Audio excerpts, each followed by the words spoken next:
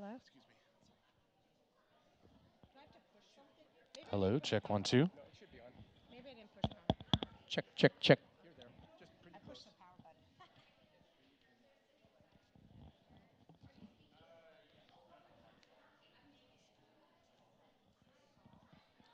Hi, everybody. Can you guys hear me? Kinda? Sorta? Do I have to speak up? Just so you know, I hate public speaking. Do I have to speak up? Really? Do I have to kiss the mic? Hello? Still nothing? Oh, now you guys. Oh, okay, perfect. All right. Well, thank you so much for everybody for coming. I know it takes a lot of sacrifice to be here. I was shoveling leftovers into my kid's mouth as my toddler was threatening with her spoon to throw it. I looked at her and threw the kitchen sink. I was like, "You're going to bed at 6 o'clock, no TV, you have to eat now." So I know all the craziness that happens in order to be able to be here on a weekday in the evening. So I appreciate everybody taking the time to come. So my name is Shobha Eason. I'm a Stafford primary parent. I have a third grader and obviously the crazy 3-year-old toddler, which I'm hoping with the Solutions Forum, we can really close the gap on the budget for now and for future years. So my toddler does have a school that she can follow in the footsteps of her big brother. So I'm going to be your MC for tonight. We're excited to share with you a variety of solutions. There's been a lot of Bolton and Stafford parents and a few Cedar Oak that have really been working hard to form these solutions. I am not one of them. I am just the behind the scenes support staff. So a lot of kudos goes out to those parents that are part of this organization. So our hope is that we're able to address and find solutions that help with the budget and enrollment issues that our district is currently worried about. First, I'd like to introduce Wendy Gorski. And Wendy, did I pronounce your last name correctly? Okay. A Bolton parent and the co-founder of Linn, Wilsonville, Ed for All. She's going to kick off the meeting for us. Thank you guys all for being here. I'd like to repeat what Shobha said. If you're on Facebook or Instagram, you can follow us at WLWV Ed for All. We'd love to have more of you on there. And you can sign up for our email on the website, or there is a very large board up front that you can sign your email on, and we'd love to have you following us. If you didn't see, the bathrooms are right across through here. I think that's the major housekeeping. So all should be pretty accessible. Sorry, the mic needs to be closer. So I am Wendy Gorski. I am a co-founding member of Linn Wilsonville Education for All. And it was the projected budget shortfall of millions of dollars and the district concern over enrollment that kind of got this whole thing going. We're a group of parents who are striving to treat all of the district children as we do our own. We want to make sure that as solutions come in, we weigh them with student impact first and make sure that they're long-term solutions. We believe the only way forward is collaboratively. So we have made a pledge to work hand in hand with the district, with the board members, with city council members, with the community at large, PTAs, parents, students, teachers, to find these long-term solutions. At the last board meeting, Director Wyatt asked the community for solutions, and that is how this forum was born. We want to explore options publicly together. A looming crisis can be a tragedy, but it can also be an opportunity. And so when Superintendent Ludwig had the foresight to show us that we had this looming budget crisis potentially coming, and we were looking at potential declining enrollment, we realized that we're not in the red yet, and we have a chance. We have time, and we're going to use that time to identify our values and what we want our district to look like going forward. I have a slide. Gary, do you mind throwing up the slideshow? Thank you. Next, please. Oh, I said that. Next, please. And could you go one more? Perfect. So these are the 9 solutions that our superintendent gave to the community. And we're going to spend the evening making this list longer. That's our goal. We would also like you guys all to help sort it. Athena, do you mind handing out programs if people didn't get them? So if you have a program, there should be a QR code on the back, and you can scan that with your phone. And on there, you have access. We're going to have our panelists up here, but there's access to a little app called Slido, and it'll bring you to a browser. Could you hit the next slide, Gary? So that little picture on the right is what should pop up for you, and there's question and answer tab, and there's a polls tab. The question and answer tab, you can either ask a question while the panel is going on. We will have a short 10 minutes after the panel is complete for questions, live questions. But you could pop a question in there and we'll ask it for you. Just make sure you tell us who you want us to ask it to. But we'd also like you to post a solution in that box. If you think of something, post it and we'll include it in our final report. There's also a second tab that says polls. And we've put all the solutions in so far that this forum has come up with, as well as our superintendents. And we want those to be ranked by you by the end of this. You can wait till the forum's complete, but by the end of this. And we're hoping that you guys can help us put students first. So the first options you'll click will be that'll be the solutions that you most want to see pursued. And then the ones at the bottom would be the ones you'd want to avoid. So choose the solutions you think are the most viable first. Thanks so much for being here. It's really great to be part of a community that cares. Let's do this. Back to you, Shobha. Next up, we have our first panel, which is focused on examining solutions around enrollment and the budget. Our first speaker will be Jen Zhao, a Bolton parent and a former New York State School Board member who will introduce some of the key points about school board budgets, as well as highlight some trends in district revenue and spending. Then Tricia Gorisco, a former Cedar Oak parent, will outline enrollment trends in the school district and how accurate enrollment predictions affect decisions. Finally, Melissa Malevsky, a Stafford parent and one of the co-founders of this organization, will discuss the solution of school-level enrollment task force. At the end of this panel, we'll have a few minutes for questions for all the panelists. So we'll float around this mic so that way everybody has an opportunity to ask those questions. So if the panelists wouldn't mind coming up to the podium, that'd be great. We have your mic set up.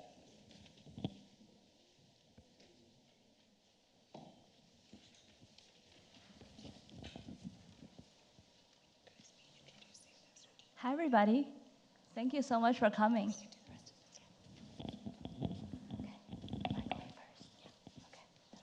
Let's wait for the slides. I just want to give a big shout out to the Westland Lutheran Church and Gary back there, who's handling all of our audio-visual. Thank you so much for providing this beautiful space. Let's give a few minutes for the slides to come up. There we go. Okay.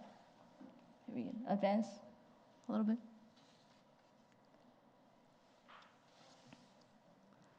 Can we go to the next slide?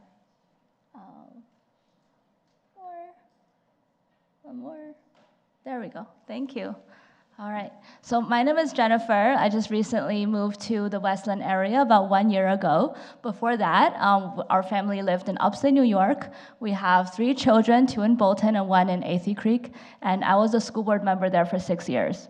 We went through kind of the ups and downs of the pandemic, as well as getting some COVID money and then having that be taken away. So it's very heartening to see that our district is coming together and addressing these issues as well.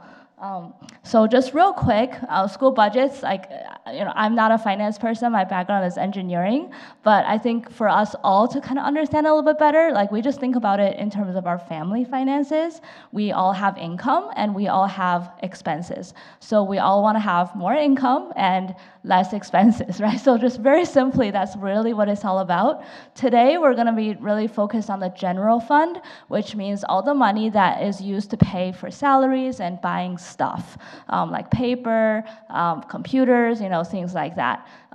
There's also other buckets of money that are in other funds, specifically like capital fund. So those are money that is used for building buildings or renovating. So we're not really going to touch on that too much today. So you'll see up there in the red circle is our general fund for this year is 159 million approximately. And that takes up about 58% of our total money. So that's more than half. Okay, let's go to the next one. Just a brief note about how budgets are created. I'm sure our board members here can also enlighten us more. I'm very new here to the district, so it's very different than how I'm sort of used to it working. But basically, so please correct me if I'm wrong, the superintendent, the administration gets all the feedback, all the information, usually from teachers, administrators. They build a budget, and then that goes towards the budget committee. And the budget committee is represented by community members, and they're all volunteers who are selected by the district, and they work together on that. And then once they get their input, then it goes to the board, and then the board will approve that budget, and then that's our budget. So the way that it works in many other states, the community also has to vote on the budget. It's not how it works in Oregon State, which I was surprised to find.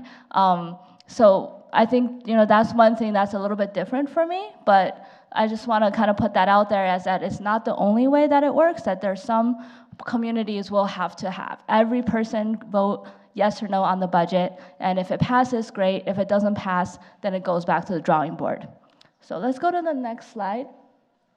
Okay, so here's just some historical numbers of our Wilsonville general fund. So going back to 2018, our revenue has actually been increasing, even though our enrollment has decreased. So that's a good news. We actually are getting more money. We can dig into the details of all those money, where it's coming from, but looking at those numbers is very encouraging. So we did get about $6 million of COVID funding over the years of 2021, 22, and then 22, 23. Now that money is not gonna be coming back. That's federal money. So we're not expecting that to be coming back. And this year, 24, 25, we're not getting any of it. So, that's one part of that. So let's go to the next slide. This is the projected versus actual expenses. Let's see, okay. So projected is the orange.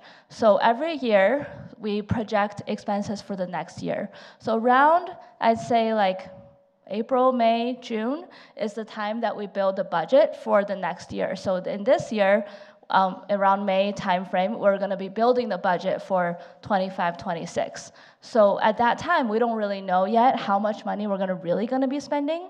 So that's the orange bar that you see for every year. And then the green bar is how much money we actually spent. So we don't know that number until that school year is completely finished. So you'll see that for the 2023-24 bar, we actually don't have the final numbers yet from that year. We're still waiting for all the accounting to be completely tied up for 23-24. That number, basically like the slashed bar there, that number was from the final report of May 2024. So we think that's pretty close to what that will be. But the nice thing that we see is that we're always spending less than what we budgeted for. And that's a really good thing as well. We're not going over budget. We're not like going into debt. So that's a really good thing. So let's go to the next slide. Okay, so this is the fund balance. So as you saw, like every year we're spending not all the money that we're budgeting for. So you'll see that the red bar, okay, so go back a little bit. So the blue bar is what we think we're gonna be saving. So as the school year is going through, we're thinking like, oh, we're not gonna spend all the money that we're gonna budget for. That's very normal, that's fine. That's the blue bar. The red bar is the actual amount of money that we saved. So we're always saving more than we think we're gonna save.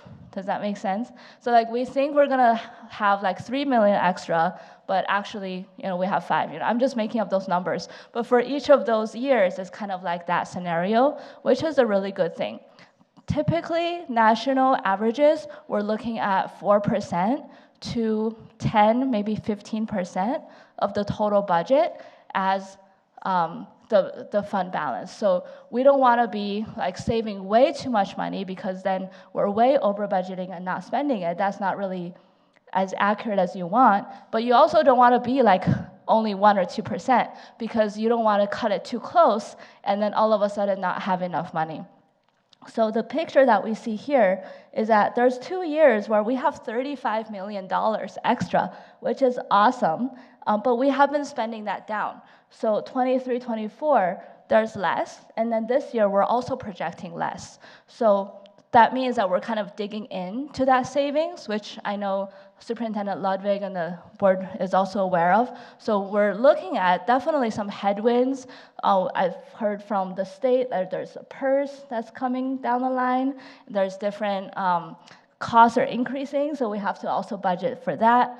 Teachers, staff always have to get raises. So every year our budget is going to be increasing because every year the expenses are going to be increasing. So we have to take into account all of those things. So this is just a picture to show. For this year, we're really looking at like still about $10 million of fund balance left over, and that's the latest data from the end of November. So we don't have anything more recent than that, but that's the best that we know so far.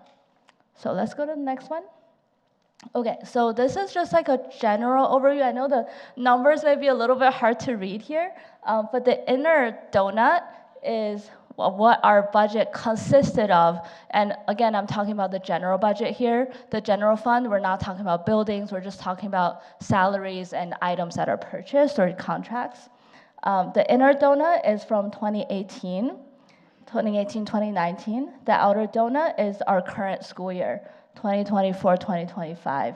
So the biggest chunk that you'll see for both of them is the light blue, which is teaching and learning, which is wonderful, right? We all want to pay our teachers, and obviously the bulk of our expenses as a school district is got to be paying teachers, right? We're not a business. We're in this business of people, right? We have to be using most of our money for teachers, and that's great to see. And then you do see that there's chunks in there for school administration. So we did separate out school administration versus central district administration. And then we also have other district admin, which a lot of it actually is purchase services, items, so this is including all salaries, but also includes like the items that are purchased as well. So we do see a little bit of a shift of lower percentage in teaching. So it went from 80% to 77% over those few years. Okay, so let's go to the next slide, please. Okay, so this last slide before I pass it on to my colleagues here, just quick summary. So what would I suggest? I mean, first thing I think will be great if we have just more accurate budgeting, and I know that's easy to say but hard to do. So if we can get a little bit closer, I would say, compared to our projection to the actuals, that would be wonderful. There's multiple ways we can do that. An independent budget analysis would be one way, having an outside expert to come just take a look at what we have, and maybe they could make some suggestions.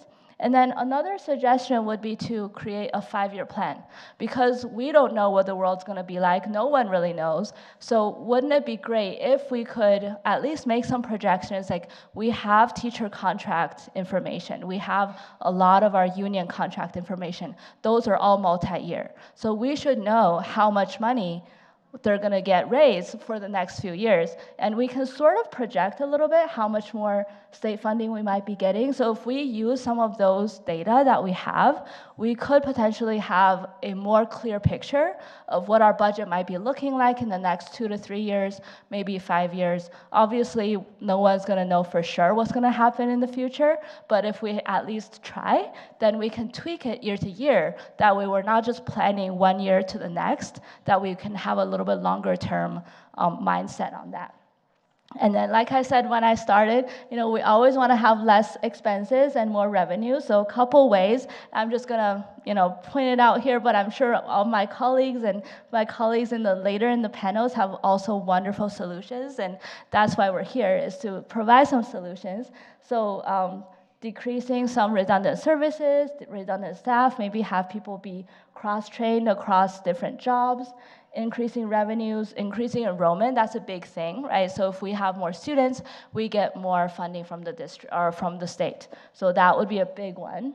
And then identifying some grant money from whether it's from federal, state, or local sources. We have some great ideas that will be coming up soon, even just in our neighboring districts. So please stay tuned and watch and listen to those. And then also advocacy. We have wonderful board members here who are doing great work advocating for us at the state level. So if we can get some big changes at the state level, that would be fantastic, not just for our district, but for all of our districts in Oregon. So that's all I had. Thank you.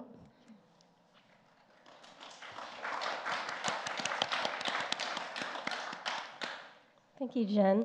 My name is Trisha Garisco, and I'm a parent of 3 children, and 2 of them one is in middle school at Rosemont, and one is at high school at Westland. And then I have a child who is now a college student who just graduated last year from Westland High School. And I'm a Robin Wood resident. And so I would like to talk about our enrollment numbers for a little bit, our current enrollment numbers, our historical enrollment numbers, and some projected enrollment numbers. And so I'm trying to figure out if I'll be able to see the graphs from this distance.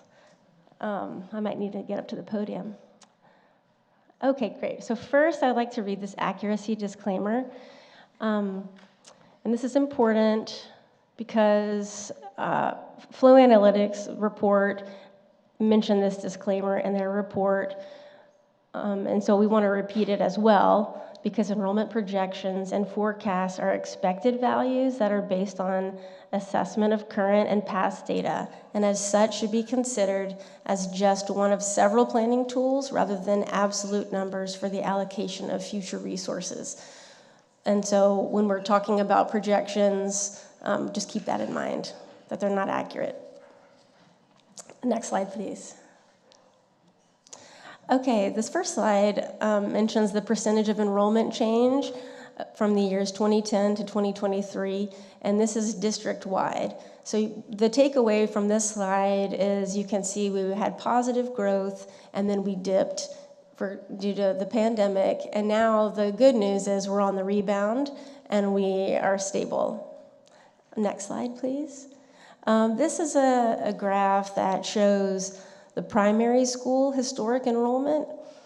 And what I would like to point out is, and this just goes back to 2010.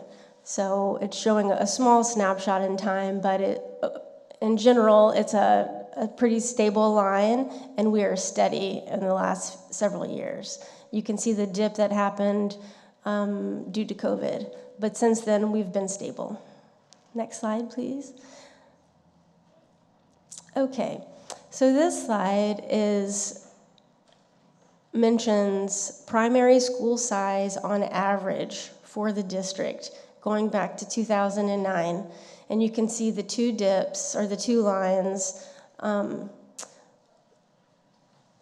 the y-axis, you can see that our numbers generally are between, is that 400? Yeah, between 400 and a little less than 550 throughout this time frame. And that's really important to note. And I would like to read a little bit from a letter that was sent from the superintendent and the COO, Pat McGill, and the capital project manager, Remo Douglas. And this letter was August 20th, 2024. To the Long Range Planning Committee and the School Board Liaison Director, Dan Schumacher.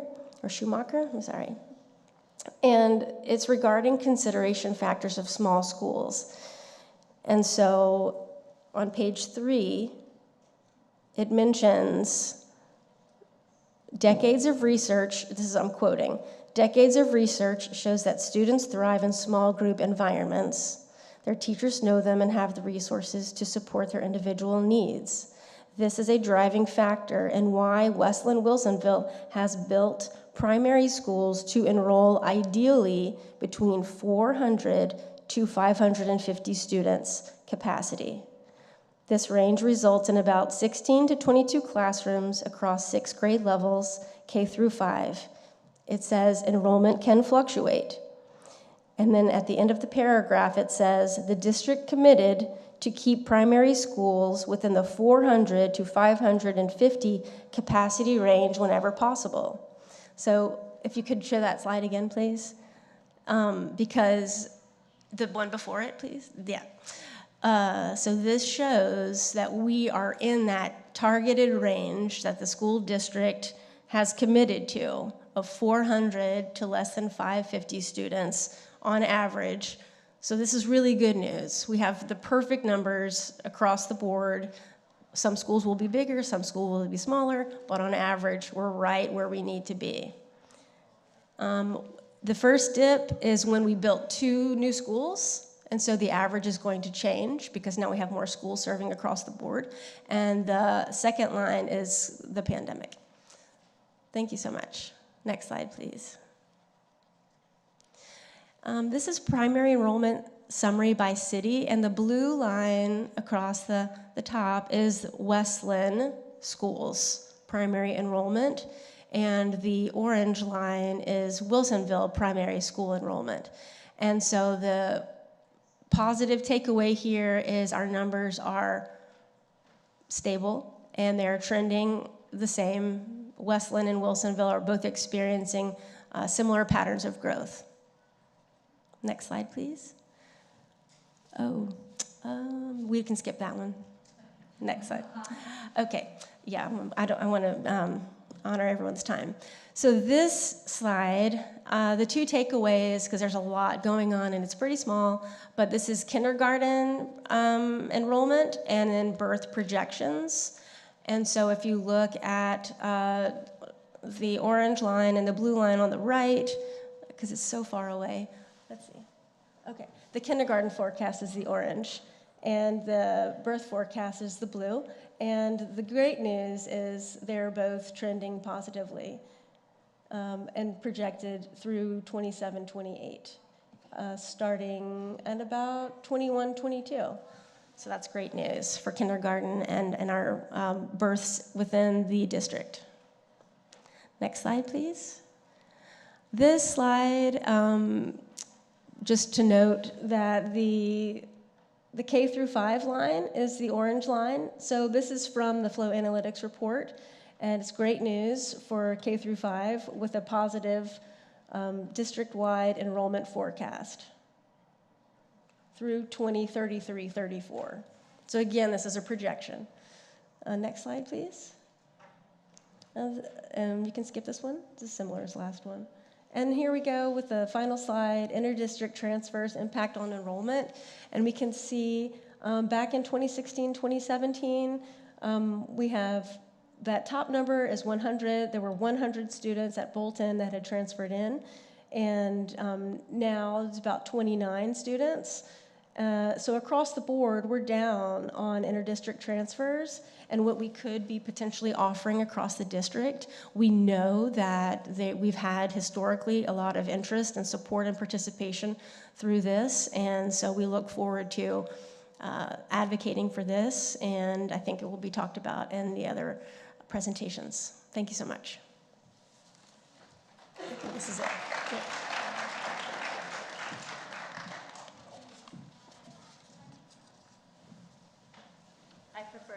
Standing up. Am I okay with the mic?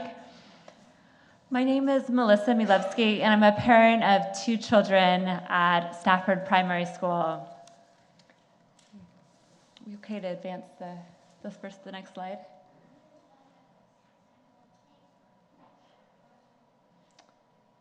See, I think it's, yeah, keep going. A few more. Yep, this is it. Yeah, this is perfect. Thank you. Today I'll be discussing an idea of forming school-level enrollment task forces at small schools in the West Linn Wilsonville district led by PTAs and school leadership. I'm proposing this idea for small primary schools such as Bolton, Stafford, Cedar Oak, and when it opens in a year, Frog Pond, but also for other small district schools like Riverside High School. As we know, during the disruptions of the pandemic, many families had to make difficult decisions, and some families left public schools for private schools, homeschooling, or pod schooling. These task forces would be in part to reach out to these families who left public schools but are already living in the district. Other families are moving into our district and may not know other families in the district. Frequently, I see posts on the West Linn Facebook community page where people are asking for information, where they're thinking about moving into the district and want to know about the schools. School-level enrollment task forces could help bridge this gap by connecting families already living in the area whose children are not enrolled in public schools, as well as new families with information about and exposure to our schools, including tours, conversations with existing parents, and school data. I myself was in this position just last year. My children have been in private schools for the past few years, but we moved to the Stafford Hamlet this past summer and decided to explore the local public school options. We found little about Stafford Primary School online, though most of the school reviews we found, which were quite sparse, were quite old, and tours were not being offered of Stafford Primary School at the time. Most of all, we wanted to talk to parents who were living in the area and whose children went to the school about what they were experiencing, but we didn't know any people in the area yet. Fortunately, I just happened to have a friend in Portland who happened to have a brother whose children went to Stafford Primary School, and she was able to connect me with them, and we were able to have a really helpful, long conversation about their experiences at Stafford School. And honestly, it was that conversation with current parents as we were trying to make this decision that really helped us make this leap to take our children out of their previous school and move them into Stafford Primary School. As a parent who has had children in a variety of kinds of schools in different places, I would argue that our district's small schools have so much to offer and could be very interesting to many families, including families whose children in the area, whose children currently go to private schools or are currently homeschooling. We just need to make sure that these families see and hear about what our schools offer. Can I have the next slide?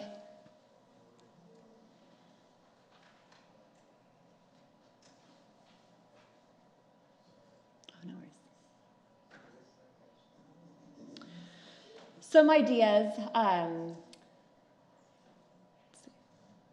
that's it. Some ideas that the PTA-led school-level enrollment task forces could explore include holding open houses at individual schools. So perhaps a yearly open house that could allow members of the community, including families not currently using public schools, to see the school in person, which I think is so important, to get the feel of the school, to see what it's like, to see students and families there, and also have the opportunity then to perhaps talk with other parents and teachers. Another idea would be to organize fairs or community events at individual schools that are open to the community. So for instance, there could be a literacy fair to explore our new wonderful literacy curriculum. There could be language fairs or a CTE or IB fair for Riverside High School. Another thing that I would love to see such a task force help enact would be providing tours of individual schools upon request. These could be led by school leadership, PTA members, or even by volunteers.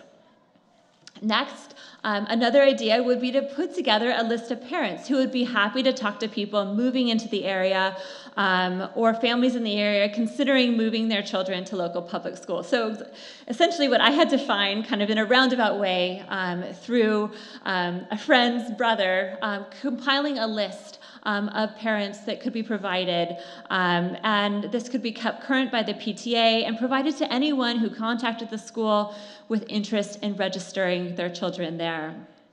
Could I have the next slide? A few more ideas, and again, this is just a start of what this enrollment task force could be, connecting with local realtors to provide updated information about local schools and the list of parents happy to talk to new families. Encouraging parents to write about their experiences on online school review sites. So I remember I was looking for these school reviews and not coming up with much. And if we did this, there could be much more kind of up-to-date, relevant reviews of our small schools. Another idea, working to advertise the language immersion programs of small schools such as Bolton. I myself only kind of found out about Bolton's Chinese immersion school quite recently, and also kind of advertising about Frog Pond's Chinese immersion program when it opens, so that more parents, including parents of preschool-aged children, are aware of this option in our district. Another idea, working to enable that local parents of homeschooling children are familiar with our district's after-school options, which they can participate in.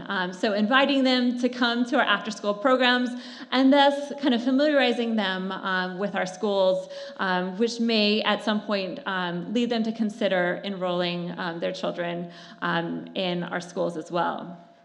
If it was possible, the district or school PTAs could also support these efforts by interviewing or polling local families in the district who are homeschooling or sending children to private schools to better understand the reasons community members have not chosen local public school options. So to conclude, as a parent coming back to public education after having my children in private schools for several years, including most recently the highest ranked private school in Oregon, I believe strongly that Stafford Primary, as well as our other small schools in this district, measure up to private school education as equal or better in many ways.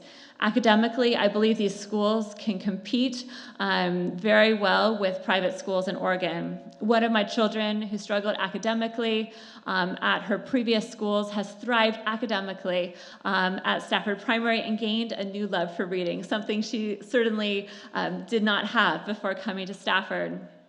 The teachers my children have had at Stafford Primary are some of the best primary school teachers my children have ever had at any school.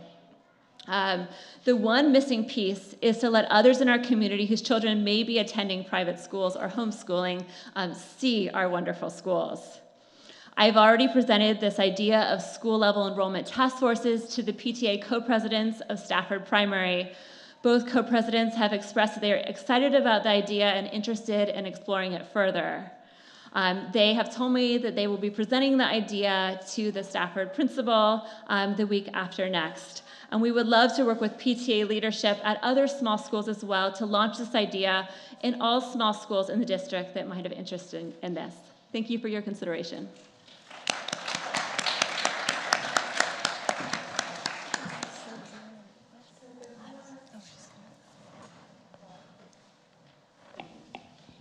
Can you guys hear me? Perfect. Okay, so I have a few questions online that I received, so I think I'm gonna speckle that in with the folks that are here. So I'm gonna ask one question, so you have a little bit of time to think about any questions you may have. So Jen, we actually have one question for you, if you could bear with me. It's in the donut graph. Would you guys be able to pivot back to the donut graph? Thank you. On this graph, it showed that spending for central administration increased. Is that common over a period of 6 years for that slight increase? I think it would be different for different districts and depending on different needs of the district. We can dig more into the numbers to see where exactly those increases were made. I don't have that data off the top of my head, but all of that data is available on the district website. So I wouldn't necessarily say that it's common, especially if we are facing headwinds. I know in my previous district, we did have to make some significant cuts in administration to the point of actually laying off the director of human resources, so like one really high salary person, and have that be combined with an assistant superintendent to do both of those jobs in a couple of years. And then in 2 years, we were able to bring back that position after that unfortunate budget situation was rectified. So, I think it really just depends on the district. I don't necessarily think it's a good thing or a bad thing, but I think it would be worthy to take a deeper look to see if that increase was warranted for whatever reason, whether it's departments, multiple people, or maybe it was like purchase services. We just have to look at a little bit more detail. Thank you. Are there any questions? Do we know if the district has a public affairs department or a person who does the publicity? They have a communications director, is my understanding. Andrew Kilstrom. Okay. Yeah, correct me. Yeah. Yes. And is that really, yeah, because it's really not public affairs then, right? No, he's communicating. Right. So that could be another valuable thing to look into.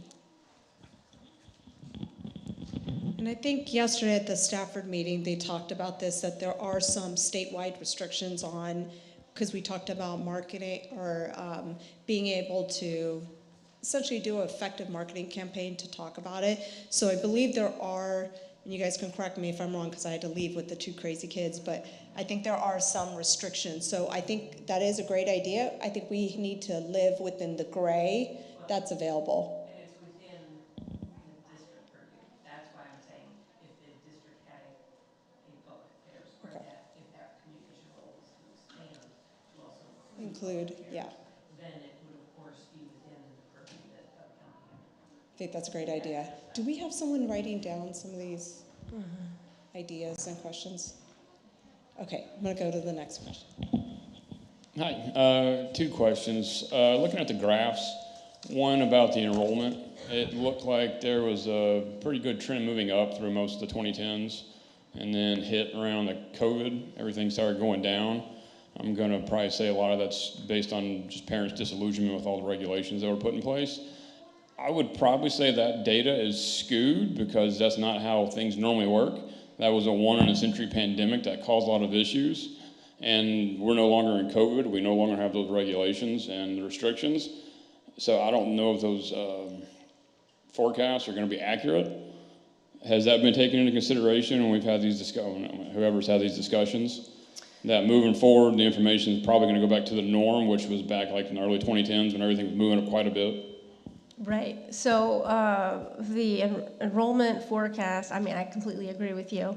And your comments have been mentioned several times at previous small schools task force meetings, because it is a concern that it will skew any kind of projections. And that's why the disclaimer is important, because a model is only as good as the data that is put into the model. And so if we have years of enrollment that are really unusual for reasons beyond our control, it's going to impact future numbers and future projections. And so you're right to imagine that, look at our numbers prior to that and kind of imagine that trend proceeding. And so the Flow Analytics report, when it mentions projections 5, 10, 15 years into the future, it should be considered. All of the numbers that were used for that report should be considered, and the numbers that weren't used for that report should be considered, because there were some numbers, enrollment data beyond kindergarten for in-district people moving into the district. Those numbers were not considered, that in-migration from beyond kindergarten. And so, a third grader moving in, a 6th grader moving in, an 11th grader moving in, those students weren't captured. So thank you for mentioning that. I have one more question. It's a little long-winded, but I'll try to make it brief. I've got a cousin and family up in Mercer Island, outside of Seattle. They had a similar situation where two of their schools were going to be cut. Their solution was transfers. City officials and teachers, anybody that worked in school, could bring their family in, and apparently that was enough to set off any budget cuts. So I bring that up because I saw on another one of the slides that Bolton at one point in time had 100 transfers, and then now there's 29. Is there a reason why that happened, and where do those students come from? Could we have outreach to those areas? So I can't speak to why the numbers have declined. Does anybody here know? Oh, yeah. Oh, yeah, go ahead, yeah. The state of Oregon, for a while, the state ODE allowed transfers in and out at will. And so right now, if a kid from Oregon City wants to come here, they have to be released from Oregon City for their dollars to follow, or they just have to pay out of pocket.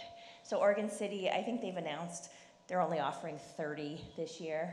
So then people can't just come. But there was a little while when there was a ton. But I'll tell you also, the Bolton families were not happy about it. And I think closing their school is much worse than having outside families. But the families were complaining and complaining about all the outsiders. It wasn't some amazing experience. Well, but one of the things that happens is they're not bad people who come. They actually usually are good people who are super engaged with their kids. That's who takes the time to drive their kid. But people will be like, oh, my 5-year-old made a best friend and we got invited to their birthday party. It's a 30-minute drive. And they're just frustrated with the friendships. And at one point, yeah, I think there was like there were a ton, and people were feeling like they lost their neighborhood school, which that is the selling point of Bolton, is it's an incredible neighborhood school, more so than like a Trillium or Stafford type school. I can speak to the opposite of that. My daughter goes to Bolton, and she's not in the neighborhood, and some of her friends from her class are from Oregon City. And they're there every day picking up, and I'm friends with them now too. But yeah, that's all I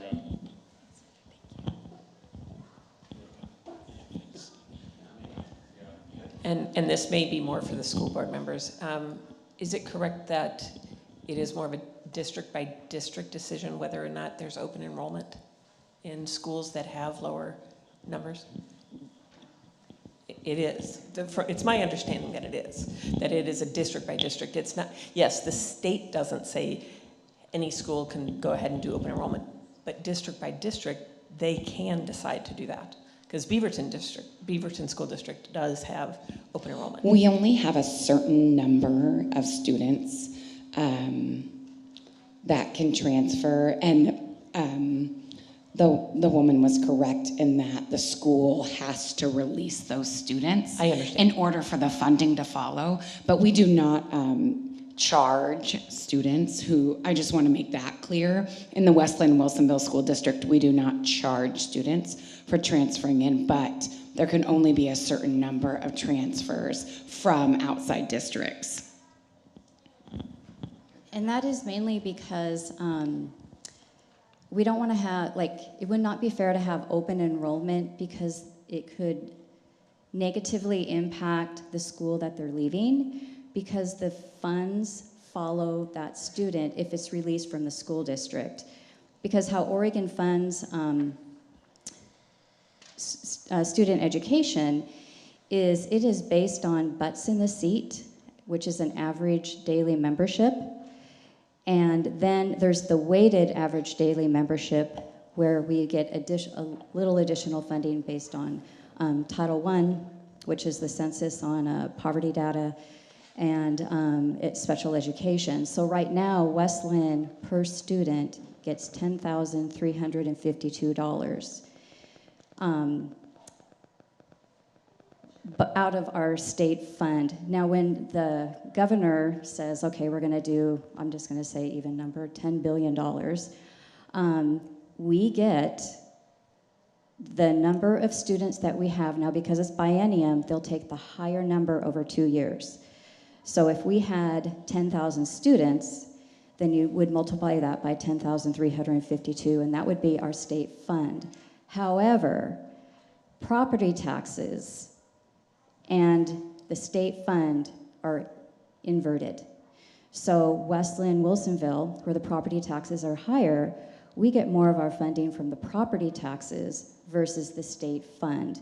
But because of equity, every student in the state will get a base funding, and then depending on what other titles are included in their demographics, that will go up. So West Linn's is 10,352. That's probably very similar to Lake Oswego school district. Some other districts who have, probably more of a Title I, then they'll get a little more extra funding. But it's all in the name of equity, so the rich school districts don't get more funding than other students. So with the transfers, we don't want to charge, because we want to be able to allow, in those 30 transfers that we're going to be having coming into our district, everybody has an equal opportunity, not the ones that can afford to come here. And we don't want to have the open enrollment, because then other schools may possibly want to leave because of the Westland-Wilsonville education. And then that leaves those districts with less funding because it would follow the student. And because of So as you can see from Director Sloop's explanation, our budget process is actually very complicated. It's actually not like a personal budget process at home in your kitchen. It's really, really complicated, and it depends on other districts throughout the state of Oregon, and there's how many? 197 school districts throughout the entire state. So it's pretty complex. Because of time, what I'm going to do is if there's any additional questions, if you guys can write it down, as well as the online questions we were not able to get to, the website for Westland, Wilsonville, Ed for All will have those questions posted along with those answers. So I don't want anybody to feel like your questions aren't being answered. So please remember to write down any questions that we have not addressed this evening. Okay, so I'm going to zip to the second panel.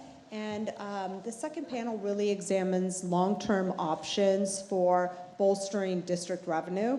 We're honored to be hearing tonight from our panel, which includes Whitney Wolf from the Lake Oswego Foundation Executive Director. So we really appreciate her going out of her way to come here tonight about how a foundation can support our school district. While Westland-Wilsonville previously had an education foundation, it is now not in existence, but revitalizing this foundation could be a key way to boost district revenue, as Lake Oswego has successfully done so for over 40 years. Next, we will also hear from Paul Chen, a Bolton parent, about new revenue sources from state and federal programs, as well as grants that the district could possibly apply for. Finally, Wendy Gorski will introduce ways that state-level lobbying can support our schools. We then are very honored to hear from our two Westland-Wilsonville School Board members, as we have just heard from them, from Director Sloop as well as Director Vidal. And sorry, did I pronounce that correctly? Okay, perfect. Who will tell us a bit more about their own legislative advocacy efforts. And hopefully if we get questions, we'll be able to answer them. But, you know, once again, we are a group of parents that are making our best efforts. And so I think this is an educational process for all of us, right? We're going to be putting out ideas as well as understanding what is allowed and what's not allowed. And hopefully through this collaboration, we can come out with a better product. So I'd ask for our three panelists, Whitney, Paul, and Wendy, to join us up at the front.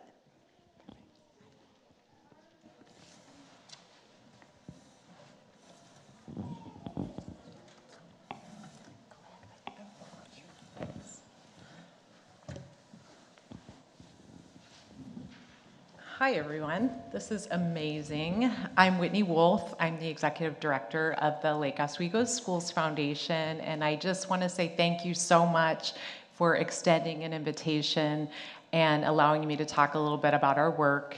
I am going to hopefully just share some ideas, and hopefully some of this resonates with you, and it sparks a conversation. So let's go.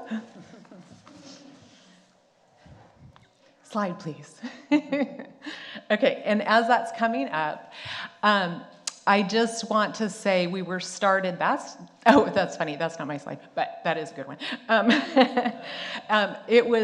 So the Lake Oswego Schools Foundation was started just by one parent, next slide please, just by one parent, and who had elementary school kids 40 years ago. And he'd graduated from Princeton, and gosh, you saw Princeton had all this money, and gosh, if they can do it, K-12 education is even more important, so we should be able to fund our schools. So he started working with the district, the superintendent, school board members, community. He attended many school board meetings and finally was able to start the foundation. And so we're still going strong. 40 years later. So Next slide, please. So I'm going to talk a little bit about just our role, and I think that's important to consider, a role. That's a really important thing to consider with a foundation, is what purpose are you serving? So our role, and I'll just obviously talk about what we do, our role is to help fill the funding gap. And our mission is to ensure more teaching positions in the Lake Oswego School District. Our annual fundraising goal is $1.5 million, and we also have an endowment. Our relationship, I'm gonna look at my notes for a second here. Our relationship with the district is really strong and really close. We have an embedded model, which means that they're actually funding my position. And I do only work part-time on the foundation. I do, in addition to foundation, I do our large grants, the SIA, High School Success, and Early Lit. So I do that as well. Anyway, we have, let's see, I wanted to back up a little bit and talk a little bit more about the foundation before I get into the relationship with the district. So as a 501c3, we have a working board of about 25 members, and they're mostly parents, but we do have some former parents and local business folks. We fund teachers at every single school, and we have 11 schools in our district and about 6,800 students. By the way, our enrollment is still down from COVID. We had about 7,000 prior, and we are at 7% free and reduced lunch. And that's actually an important number to know when you're going out for grants and things like that. 7% is very low, and so we tend to not get any competitive grants at all. So I'm gonna back up now to, I did want to tell you one other thing. Our main fundraiser, this is important. So we do a phone-a-thon every year. And I know that sounds hokey, but that's what we do. And the return on investment is incredible. It costs us just what it costs to feed all of our volunteers for 3 nights. And we bring in $700,000 to $1 million each year, just from phone-a-thon. Granted, there is a halo, so there's money coming in before and after, but it really is due to the phone-a-thon, just literally parents calling other parents and community members. So, and it's very effective. The rest of the money comes from smaller fundraisers. Okay, back to the relationship with the district. Okay, so strong and close, we have an embedded model. I actually work at the district office. We consider the district the experts in education and that we're the experts in fundraising. So in other words, we are granting money to the district, but we're not insisting that they fund certain positions. Having said that, we do fund certain positions. So we fund the music teachers and reading specialists in the elementary schools, and then we fund electives at the middle and high schools, so in science, performing, and visual arts. We have a strong MOU with the district, so MOU is a Memorandum of Understanding, that says, I feel like I'm shouting a little bit, but that says the money that we grant them can only be used for teaching positions, so not for anything else. That's just our role in the district. And by the way, I get this question a lot. Parents are always like, what's the difference between the foundation, parent club, and bond? And so foundation is people, and this is just in Lake Oswego. Foundation is people, we fund people. Parent club funds things, and I know it's more than things, it can be experiences too, but just for a simple model, things. And bond is buildings. So it's pretty simple. The other thing with the district is I said they provide a space, so we're not having to come up with overhead, which is great. They're providing, computer and IT support, all of those things that a foundation would have to pay for with overhead. It's really a wonderful model, and in return, we are great partners with them too. I mean, I answer the front door, whatever I can help with. So there's that. Next slide, please. Okay, so how much have we raised, right? Did we start out at 1.5 million? Of course not. Our first year, we probably started at 20,000, and we grew from there. We started out as a grant-making organization. So, and there's a lot of models for education, public education foundations. And so if you're starting out, everybody's going to start out small, and you'll grow from there. But I wanted to talk a little bit about a couple of models for some ideas. So the Minnetonka Education Foundation in Minnesota, they do grants. That's all they do, teacher grants. They give out 35 a year-ish, and they're anywhere between $500 and $1,500, and that's it. And it's great. Another model is Issaquah Education Foundation up in Washington. They provide before and after school programs, as well as like school supplies. So again, they're not raising quite as much money, but their dollars are funding really important things for the community. Beaverton Education Foundation is similar to that. And then our model, which is funding people. And that's, it's expensive, of course, to fund people. You saw, obviously, the budget. Most of the budget goes to people. And there are very few ed foundations across the country even that fund people. And we're one, Riverdale, and then a couple down in California, but there's really not that many people, or not that many foundations that do what we do. And basically, I did want to point out the role of the Ed Foundation is to bring the community together to support schools. So, next and last slide, please. So, what can you do? Or what, so this is amazing what you're doing. You've already started. This is great. Really, it starts with a clearly articulated solution and problem statement. And of course, you tell it in story form. It's the outreach and talking to people, listening to people. And as you do that, people really want to help. As you do that, you're developing your base all along. Those are going to be your donors eventually. A few things that you'll need: a 501c3 status, which you could either reinstate from what you had before, start a new one. Board of directors, you just need 3, that's it.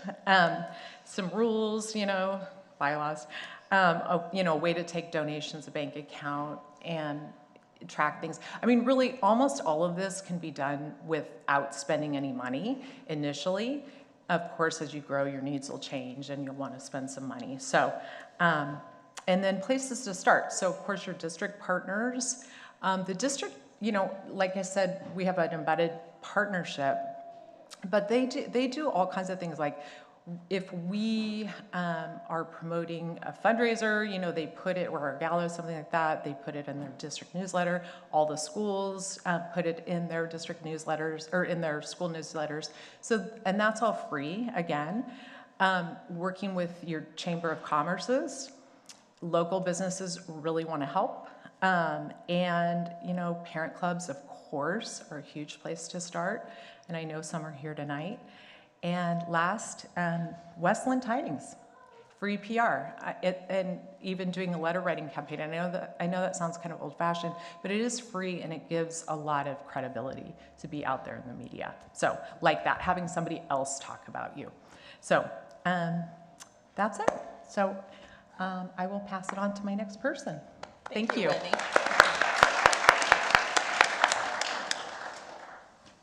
All right. My name is Paul. We just moved here a year ago, so I have 2 kids in Bolton Primary, one in AC Creek Middle School, going on to high school next school year. I'm here to talk about the topic of make you think about grants possibilities for the school. This section is all about increasing the revenue side of things, right? Can you get the slides up?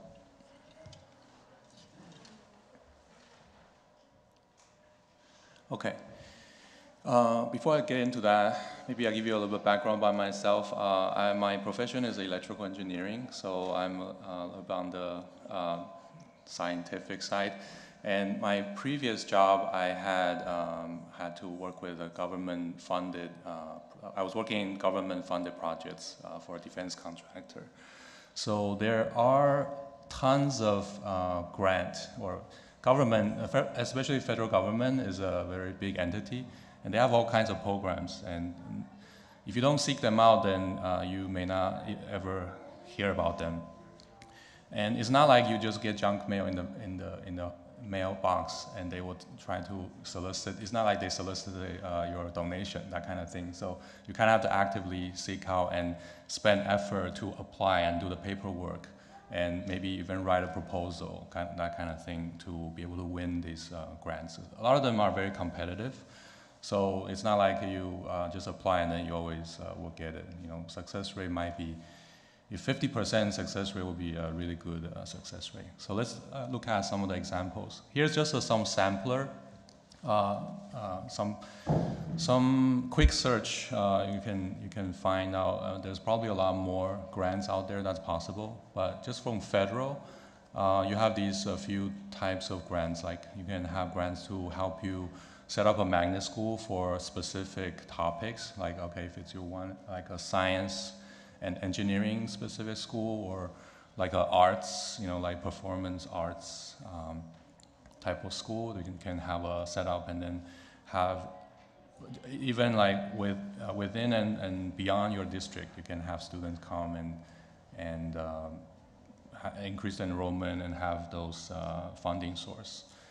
A second one would be a full service community school. This is an idea where you have a school building, but you have you increase the type of uses. You can utilize the building in other ways, like you can have office space, or rent. You can lease it out to doctors or some kind of related services. It could be maybe childcare, or it could be like special education type of counselors, right? Different types of services can be offered at the school ground. So this will be a kind of a grant to subsidize or to help set up that type of facility. And those facilities will also generate revenue for the school district as well. And then you can go to the next slide. So there's other ones. So besides federal, we have state grants, not as high dollar amount, but definitely there are some opportunities. So there's summer learning, summer schools, energy efficient school programs would be things that will have to do with the buildings and facilities. We talk about maintenance and upgrading things like boilers and roof and energy, windows and energy efficiency type of programs that can be, you can apply for grants and to help pay for some of those upgrades. Let's see the next slide. Okay, preschool, yeah, so there's preschool grants that is designed to help set up a preschool type of programs. A lot of school districts don't have preschool programs or don't have the funds to do so. So this is one of those things where the government will help subsidize some of those programs if the school district were to set up something like that across the school district. Yeah, and I think there's been talks about setting up preschool programs like childcare programs like that. Next slide, please. Historic building grants. So there's some kind of outside of the box kind of ideas. So if we have certain school buildings that are able to get designated as a historic building, then you can open up to these different types of grants that is designed to help with preservation, maintenance, and also basically subsidizing keeping the building operational. So there are some opportunities like that. Let's go to the next slide. And then there are other ones. So there's one that I think is quite interesting from my perspective, is the direct pay. This is from the recently passed Inflation Reduction Act. So IRA is not the retirement account. And so this is a thing where usually for businesses that pay taxes, you can qualify for energy credit, basically tax credits, just like for your home as well. You can get tax credits for energy efficiency improvements. But this is for businesses and maybe like utility companies. But then recently with the Inflation Reduction Act, they changed the rule such that even for entities don't pay tax, such as school districts or other nonprofit organizations, you can apply and get money as if you had tax liability. So you can actually get money for doing various types of energy efficiency retrofitting, like things like geothermal energy, solar panels, things like that. So I can think of, if a school wants to renovate the parking lot or things like that, you can even consider putting in things like carports, like basically covered areas, and put solar panels, and you can have money, partially paid for using this kind of federal programs. So there's probably a lot more that we don't know about, and it would definitely need somebody, I don't know, part-time, at least part-time, to spend the time to look into it and understand all the requirements, because every grant program comes with their own requirements and eligibility and paperwork. So it's definitely not free lunch. So somebody has to spend some effort to look into the basically cost and benefit analysis to say, okay, this grant maybe it's like a 100K type of grant. How much effort should we spend to try to go after that, given like some kind of estimated success rate? So things like that should be a part of the things that we think about as ways to increase the funding source. Thank you. Thanks, Paul. My 15-year-old son is actually putting together a solar project for all of Riverside, and he's going to be presenting it to the board. And he was referencing the IRA Act to me. He's going to get someone else to pay for it. He's convinced. So you could bring up my slide. I'm going to shorten mine a little bit because we're running a little behind here. I think that's Paul's. Keep going. Yep, that's me. Can you do one more? I'm just going to talk briefly about the Oregon Special Education cap. About 25% of Oregon's special education costs are going unfunded because of this cap, and it just causes havoc. It makes districts have to scramble for the money. Next slide, please. So what is the cap? It's a funded enrollment. Okay, it's a cap that limits state special education funding to 11% of the district's students, even if more than 11% are requiring those services. So for example, if you have 18% of your students are on IEPs, which are individual education plans, that means kids with disabilities that need to access their education through other services. So let's say you have 18%. You're still, as a district, only receiving 11% of that funding. So that impacts students. It produces resource gaps where just in the school they're having to struggle, they're having to scramble and split resources. It also impacts the districts. So I thought these numbers were interesting. They're probably a little small for you guys to see, but in 2022-23, the state provided $696 million for special education to the districts, but the districts paid over $1 billion. So that's $375 million that they had to come up with in other ways. It's often taken from other accounts that are used for other underserved populations. So we're disenfranchising more than just the children with disabilities. Next slide, please.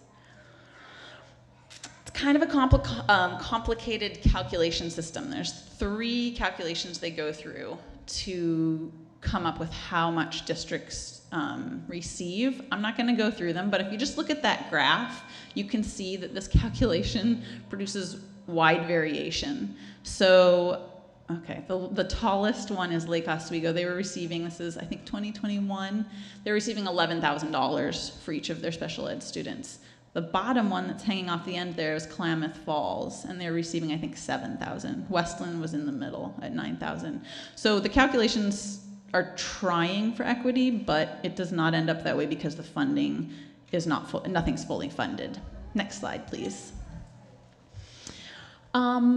Briefly, I will say that Westland Wilsonville is unique in that it's an inclusion model, so children with disabilities are in the same classroom as their typically developing peers. It's sad that this is unique, but in the nation it is. We're generally still segregating our disabled students. But I, as in a lot of other parents, have moved here for this.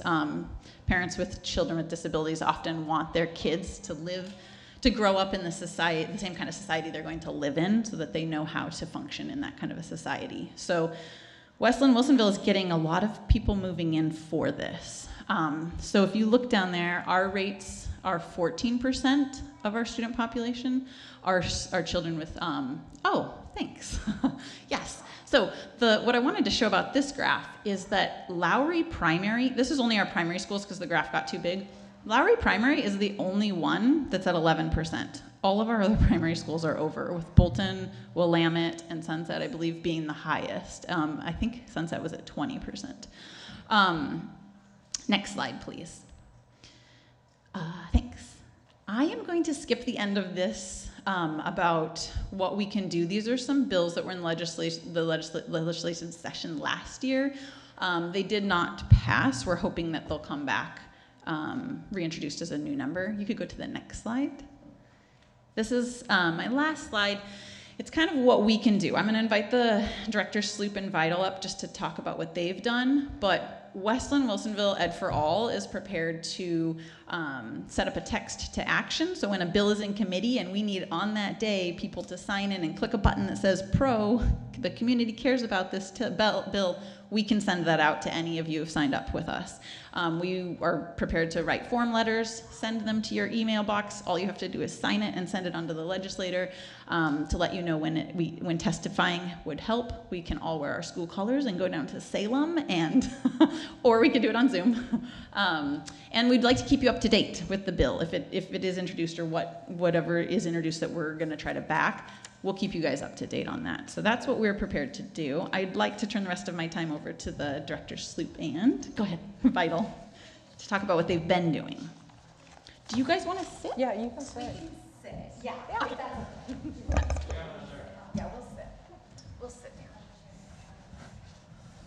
I don't need to be standing up. No, I'm kidding. Oh, yeah, we can all cuddle in together and get sick. No, I'm just kidding. Do you want me to start with this? Sure. Oh, okay. I have a very loud voice. I don't think there's going to be an issue. Okay, this is hot too. Great. Thank you so much for having us. I'm Director Megan Vidal. I live in Wilsonville. I have a 6th grader at Wood Middle School in the dual language program, and he went to Lowry from kindergarten through 5th grade, and we moved from Southwest Portland to Wilsonville when he was 4 because of the schools. So the first thing I want to say tonight is a huge thank you for all of you for being here. I know yes, thank you so much. I know you're all away from your families, and some of you are caring for your families as we speak, and we appreciate that. And I also want to give a huge thank you to the event's organizers, Melissa and Wendy. This is a huge lift in all of our panelists. So this is pretty incredible, and we appreciate it. We are talking today about boosting revenue through legislative advocacy, and both Director Sloop and I, she's going to speak in just a second, we both grew up here in Oregon. I grew up in Clackamas County and in the Milwaukee and Oregon City area, so we know that there has been decades of underfunding of education, and we are only now finally getting to the level of education funding that we need. So last year, even though the governor's budget did give schools $10 billion, the Westland Wilsonville School District, we had to cut $10 million from our budget. And then this year, we are going to need to cut millions again because the state funding just isn't keeping up with our expenses. So I'll let Director Sloop talk a little bit more about that. Okay, yes, so I'm Director Kelly Sloop. This is my 4th year of being on the school board.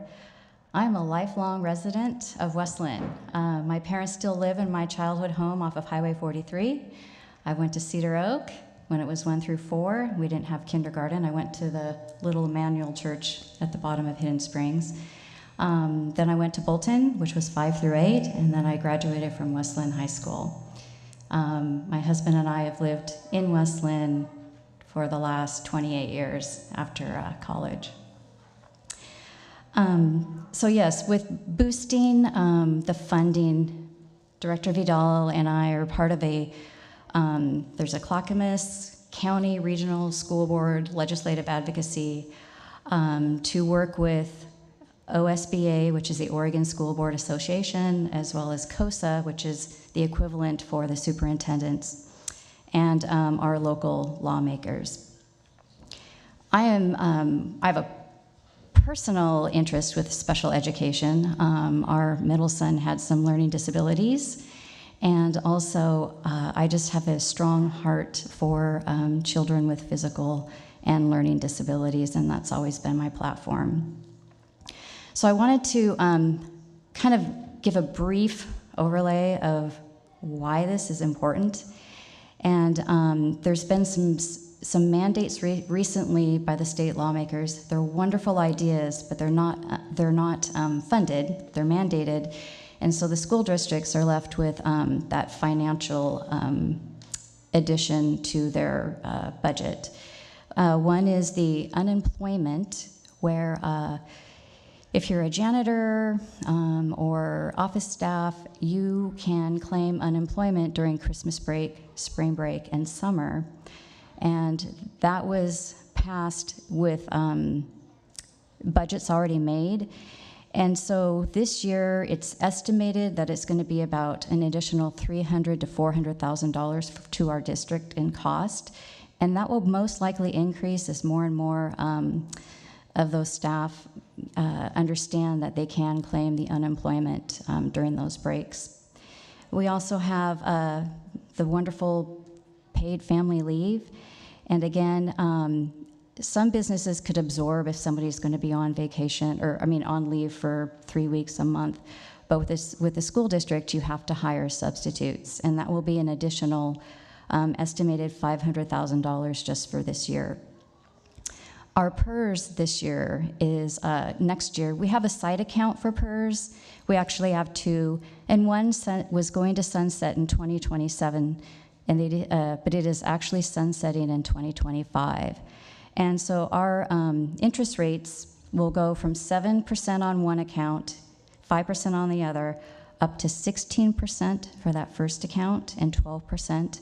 And that's going to be an increase of $6 million just for PERS alone. And if you saw in that budget graph, payroll and benefits are about 85% of our budget.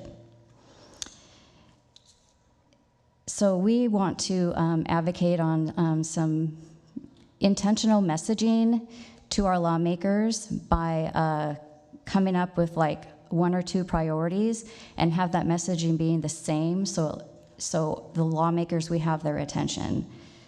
What do you want to? And while special education is so important, our most important point is that we need the state legislators to fund education at $11.36 billion, which is the governor's recommendation.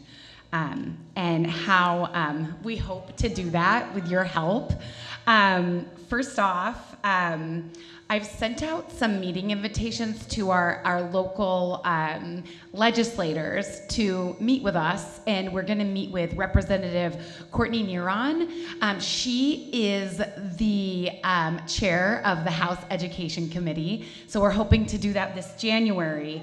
But you can also talk to your local legislators legislators about how important funding schools at $11.36 billion is.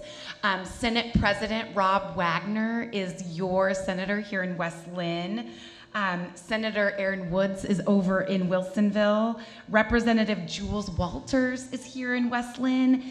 And as I mentioned, Courtney Neron is in Wilsonville. And so what you can do is you can attend legislative town halls. I put a flyer out on the table when you got in for an upcoming town hall, and then also the Oregon School Board Association, which we mentioned earlier tonight.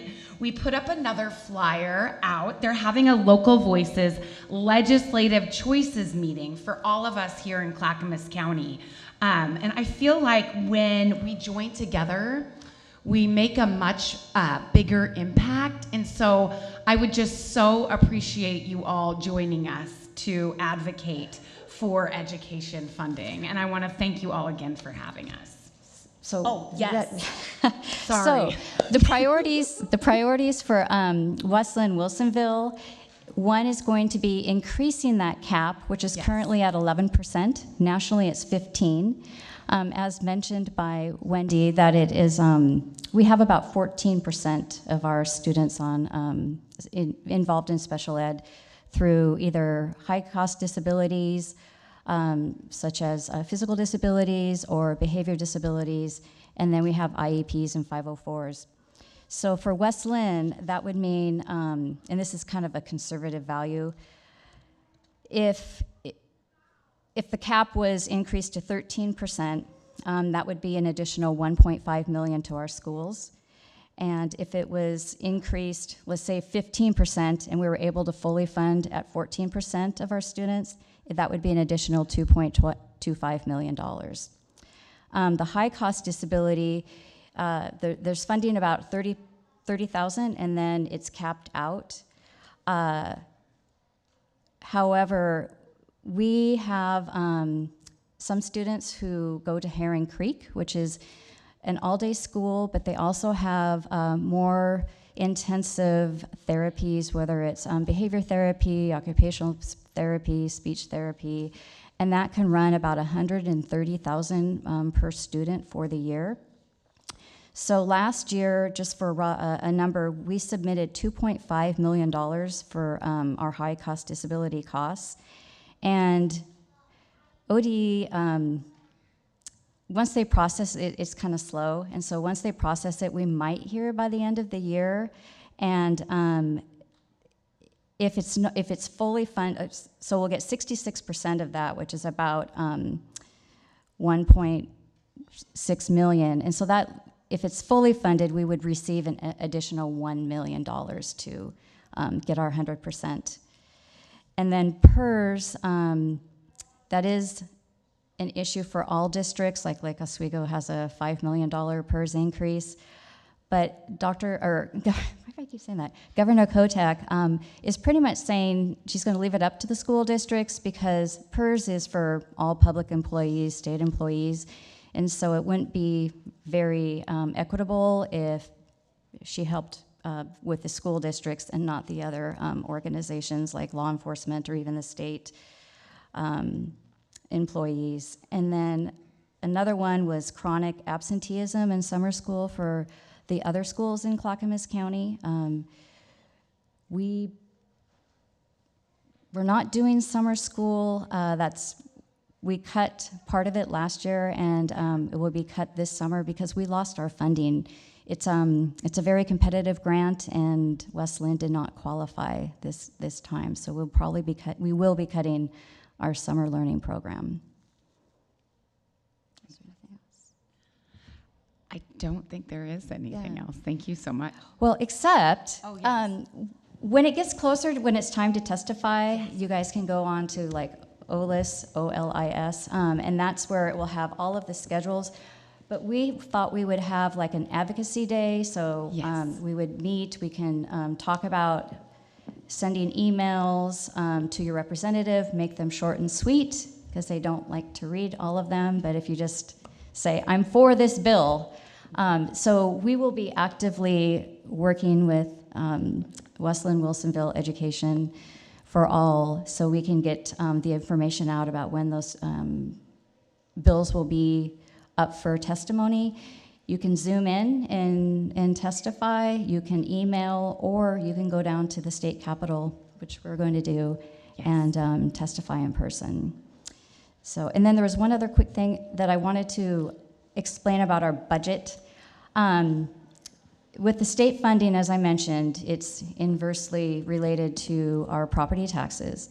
But also, one of our biggest grants is High School Success Grant, and that occurred in 21, 22, and so we were given, there's been an increase in our high school expenditures because we were given extra funding to increase our graduation rates with hiring extra counselors, extra programs, guidance counselors, and then there is the student investment account, and that was created with the corporate activities tax. However, that's also inversely, so even though we had a increase that year with the student investment account, we had less state funding. And then with that, it had to be for new positions. You couldn't just use that for your current counselors for mental health or current teachers. You had to hire additional teachers. Well, with our enrollment going down, our weighted ADM is also going down, but we have not really had a major reduction in force, except last year when we eliminated a good, like 12 primary teachers at that level.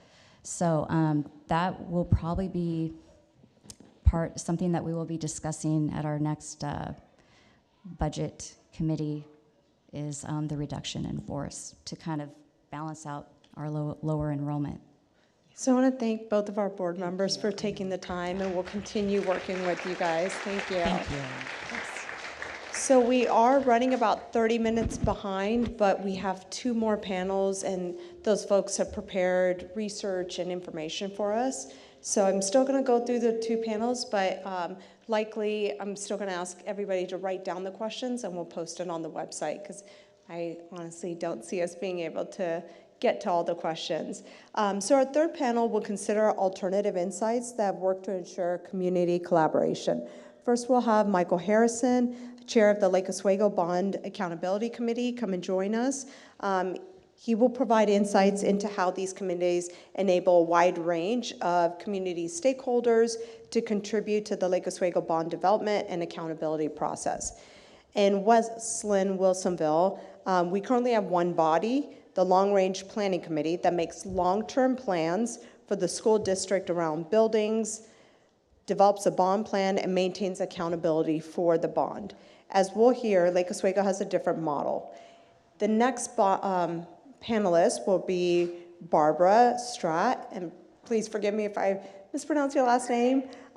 She's also a fellow Stafford parent with me and former PTSA co-president, and she'll be helping us introduce a solution of adopting a facility's opening and closing policy to protect community buy-in.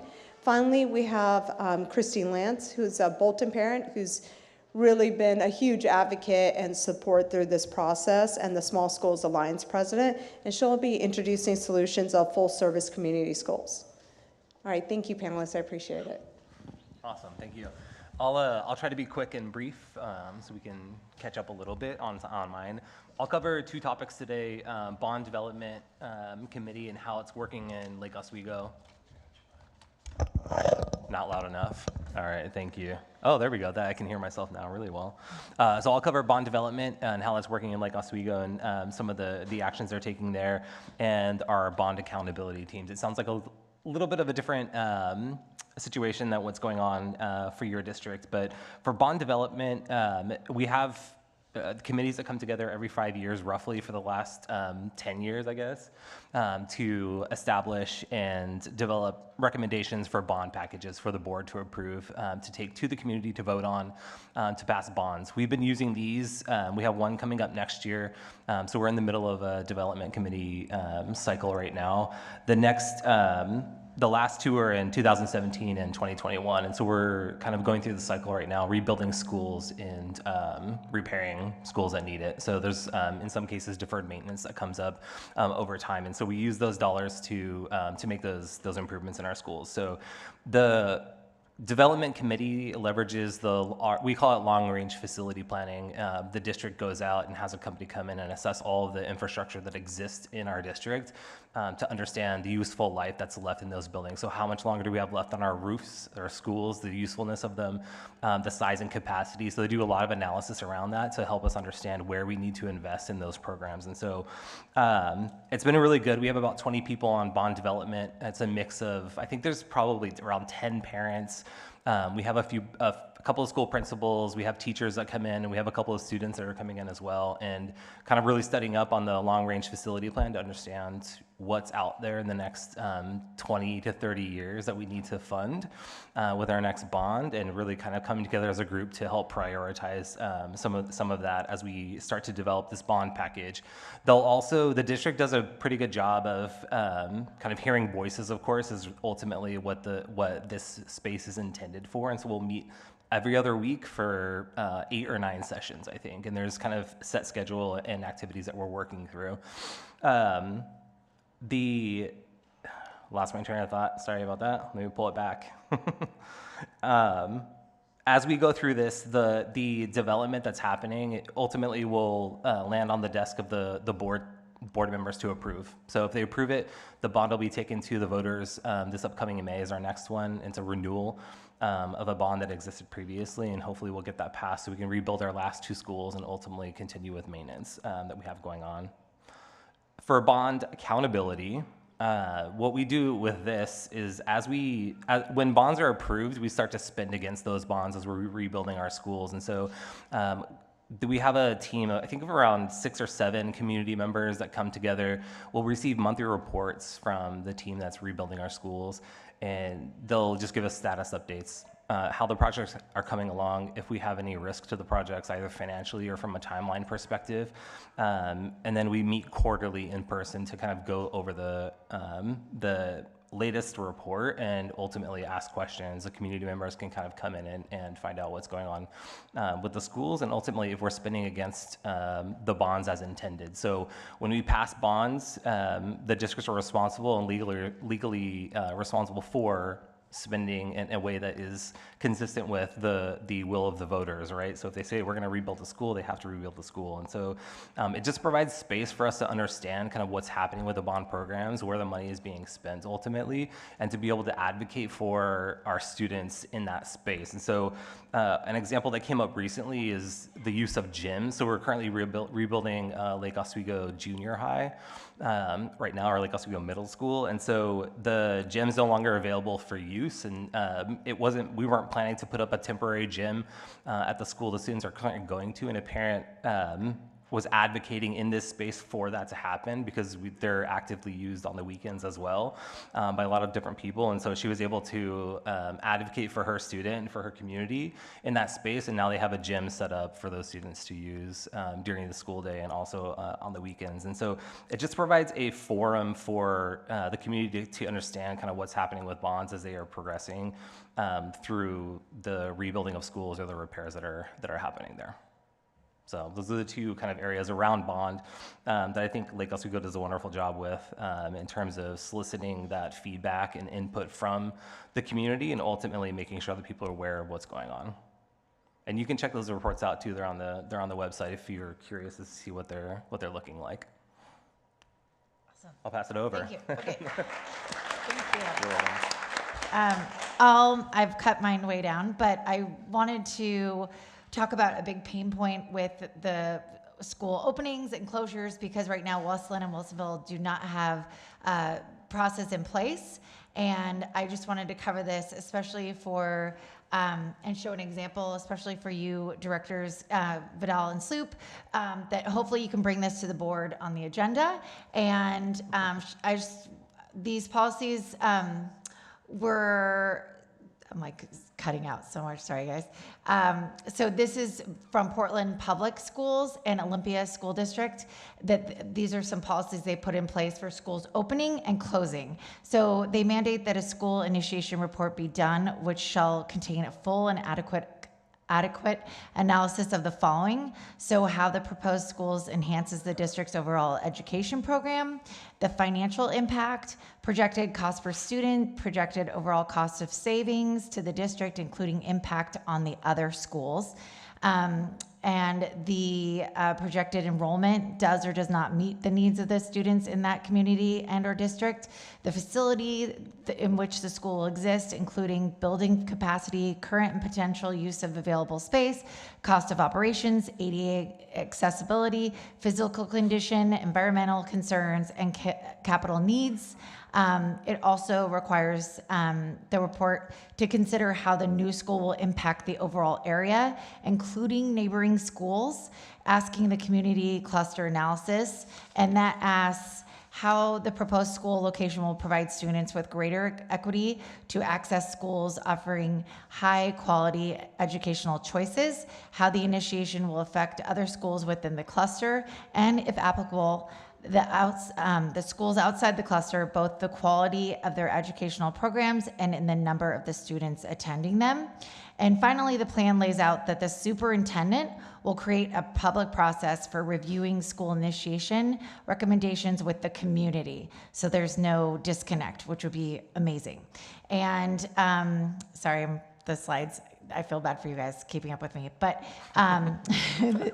the school closure report requires a community cluster analysis, how the proposed closure will maintain or improve the quality access to schools offering the high quality educational choices, how the school closure will, the redistribution of students will affect other schools, and the possible community impact, and the overall plan for implementing recommendation, including a map showing new boundaries. So just a lot of just clarity for the community, which is huge. And finally, the policy requires the school superintendent to create a public process for the board and the superintendent to review school closure recommendations with the community. So such policies reduce risk for discriminatory decisions and allow school openings and closures to follow a standard streamlined procedure. This will improve efficiency. The policy will help clarify steps for school closure decisions to remove waste such as unnecessary meetings or volunteer time, small school task force. And it will also set the proper rules and procedures in place to avoid violation of open meeting laws or other procedural errors that would cost more money and time and risk losing the trust of the community. And I believe this, having a specific process such as this for both opening and closing schools will help the community feel more clear on the process, reduce confusion, and create more buy-in on the confidence in district leadership. If the decision was to finally close schools, having the policy would reduce backlash and remind the community that a proper procedure was followed. Adopting such a policy would require a motion by at least 2 board members to put this on the upcoming board agenda and then vote in favor of the policy by the Wilsonville School Board. I believe it could be a valuable policy to consider, and thank you so much for your time.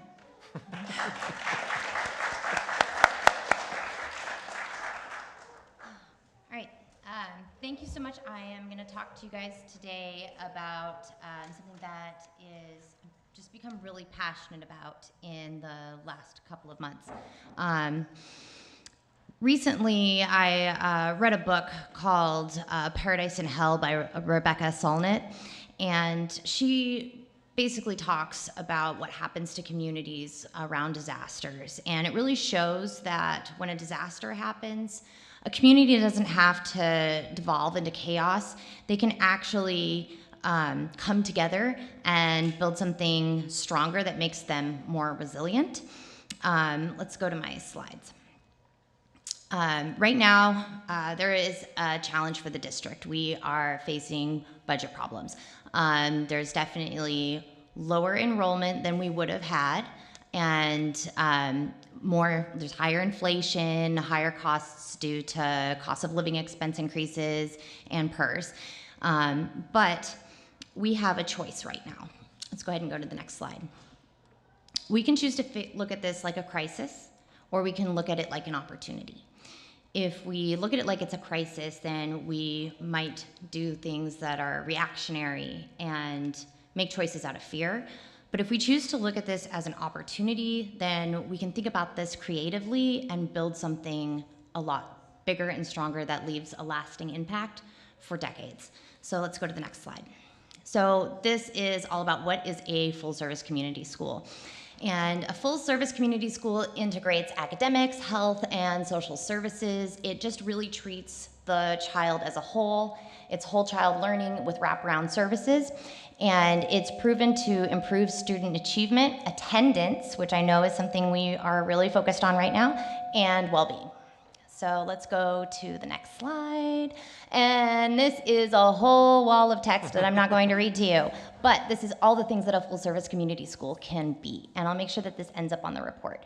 And what this basically shows is the sky is the limit. Next slide.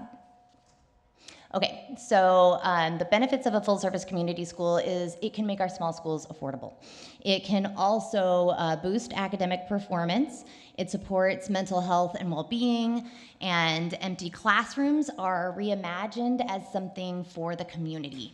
And the best part about it is we have pretty much already been doing this. We are either doing it now or we've done it in the past. Let's go to the next slide. Okay, so the biggest part is how do we do it? And I want to make an ask today. I would like to ask that the district put out a survey to all of our communities and find out what needs our communities have. Because having a district sanctioned survey would be really helpful, and it's the first step to creating a full service community school. The next part is once we know what our communities need, then we can start partnerships with nonprofits, with local businesses, and with our city. And we can start setting up classes, and we can also reach out to grants to get funding and then build our programs around that. So we can use our existing spaces and focus on wraparound services for our students. Next slide. Okay, so these are really exciting. These are the success stories. So Sun Community Schools is in Multnomah County, and they offer health services and family services, and they strengthen communities and promote equity. The Newton Community Schools in Massachusetts was really interesting, and that's because they are an affluent district.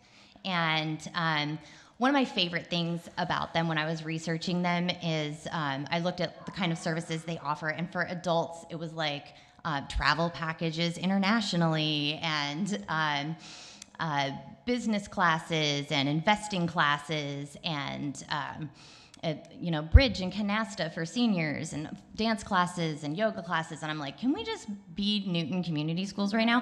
Can we just do what they're doing? But they also have classes for kids where it's STEM and art and music, and they do life preparedness classes, like all the stuff that everybody always talks about that nobody does in school, like when nobody teaches kids how to balance a checkbook. Well, you could like do that with a full service community school. So basically, let's go ahead to the next slide. That's what they do, but I wanted to address some concerns. A lot of people will look at that and go, well, that sounds like it's expensive. That doesn't sound like it's gonna make us money. But reality is that you can do grants and partnerships to cover costs and even generate additional funds. And another question would be, how long will it take? But pilot programs can start right away, and then you can scale it as you grow. The next part is that it sounds really complicated. When I was telling everybody else about it, everybody's like, that sounds like a lot. But actually, we've been doing this already. We just need to reach out and get the funding for it and expand on what we're already doing, or maybe we used to do it in the past. I know that Bolton, when it opened in 2001, had 4 preschools there, and we were renting out some of our rooms to preschool, to other preschool businesses. So we could just do that again. And then the other thing is, you know, I keep hearing, oh, grants are only for disadvantaged neighborhoods. Well, this specific grant is not income dependent. So it might be more competitive, and we may have to hire a grant writer in order to do it, but you don't even have to get the grant to make this profitable. Just finding the businesses and the partnerships could make a difference, because if you're leasing out space, you've got empty classrooms, and then you lease out those classrooms, well, then you don't need to fill those classrooms with kids anymore, because you're using those classrooms for other things. And it could be any kind of thing, like we could have health services in there as well, which is really neat. So next slide. I think that might be pretty much it. Yeah. So, I mean, the full message about this is we have a choice right now. So we have to decide, are we going to react in fear, or are we going to look at this challenge and face it head on and do something really big, because we have an opportunity to do that right now. And we just need to decide who we want to be.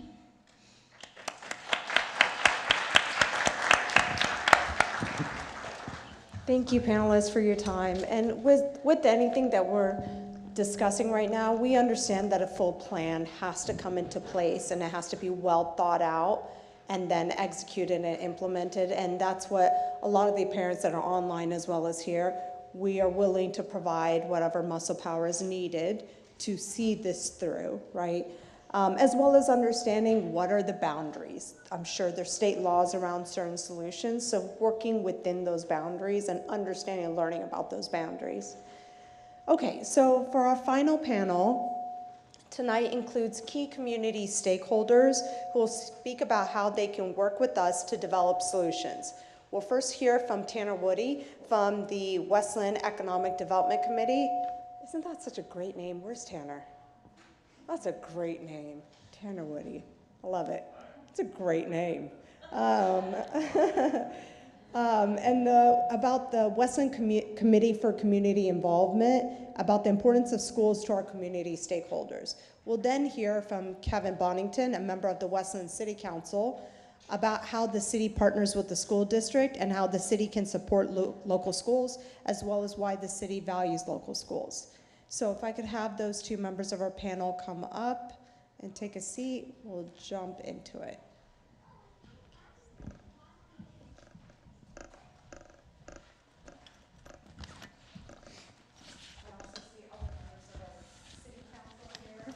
So thank you for coming. Oh.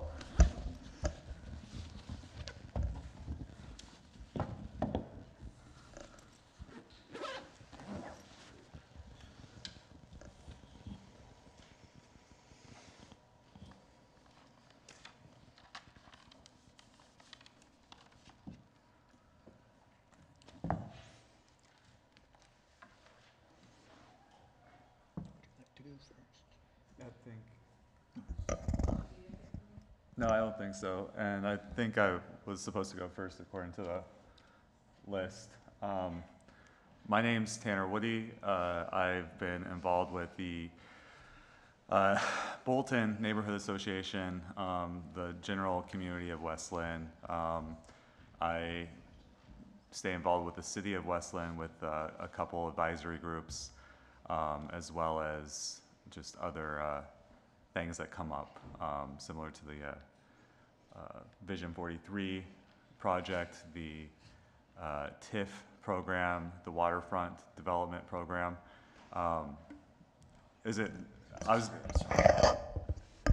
Were you guys having a hard time hearing me? It's for the people online. Is that it? Okay. It's like just bashing me right in the back of the head. Yeah, anyway, I feel like a lot of the items that I wanted to address and bring up have already been brought up. So I'll save a lot of that for future development and as we write stuff down and make more plans. Something such as like the 503 or 503C1, is that? Thank you. That's it. I know. I should know it. Like I'm a part of some of them, and I think that there's a lot of advocacy within that. Westland has a lot of friends groups that have formed and that currently still exist under that guise, and it does provide opportunity that I'm gonna get into for a little bit of a left field comment, but we could ask for donations that way, and we would have a richer foundation when looking towards just anybody else to ask for money. One of the things that we should consider is who we can ask for money and where we can ask for money. You know, at the neighborhood association meetings, if something comes up like a jogathon and someone's like, you know, last year we asked for $250, this year we want to do $500. Some people might be like, oh, $500, that really sucks, you know. But if you think of it in terms of, let's say, Phil Knight or Gates or any of the other just, you know, rich people out there, we have a lot of opportunities to look for donations within that nonprofit space.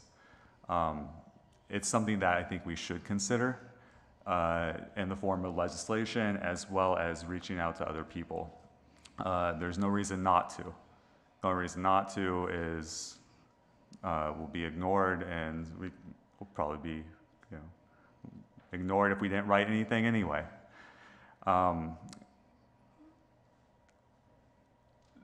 As well as the friends groups and the local stuff, I have not heard much about Wilsonville's involvement and any outreach that we've had within that space, as well as any space from Governor Kotek. I think there was a thing she said online, because it's not just West Linn that's having a budget crisis. The purse was brought up, and Corvallis is going through a lot of changes right now. They're going through a hiring freeze. Let's see, where was it?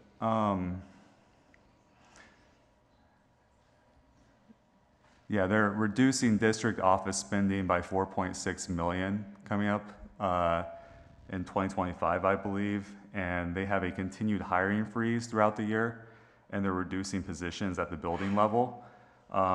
It's a decrease of over 250 students for the 2024-2025 school year. And I think our reduction's even more than that. I also have not heard about reduced positions or hiring freezes. I think there's actually still job postings online for the West Linn Wilsonville School District that might not be something we want moving forward.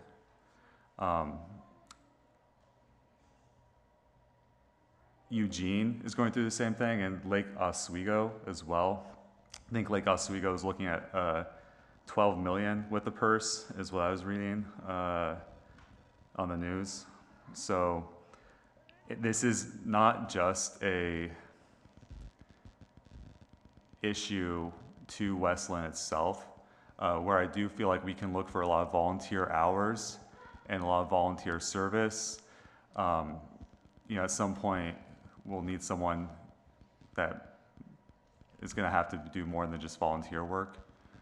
And this is a wider spread issue throughout all of Oregon right now. So if we can try to gather our resources locally as well as state, as well as metropolitan, you know, approach the governor. Her current comment was something along the lines of she's hoping that all the school districts can figure it out for themselves. So maybe she can get brought into some of those school district conversations. That's all I have. Thanks, guys.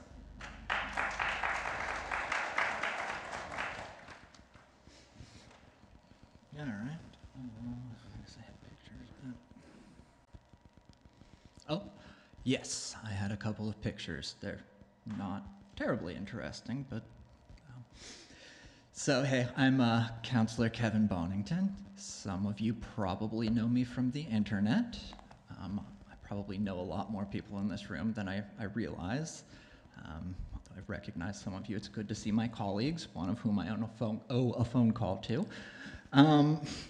Yeah, so I'll get started. It's kind of a strange thing to be talking about schools just because I'm at this age where I don't have children. I may never.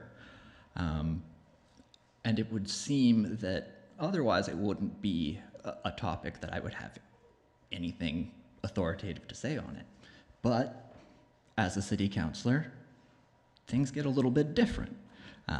It's a very relevant connection to the community, and this community is very big on schools.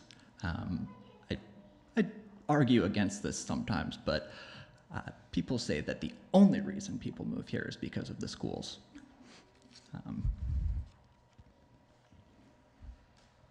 I actually went to these schools, which makes it more of a unique experience to now be in this position.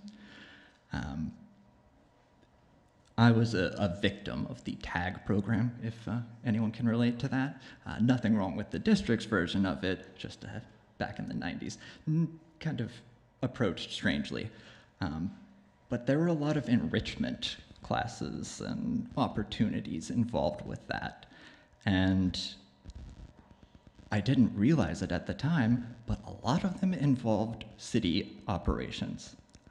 The biggest one of those is going to be our Parks Department. So I wore my Parks Department hat.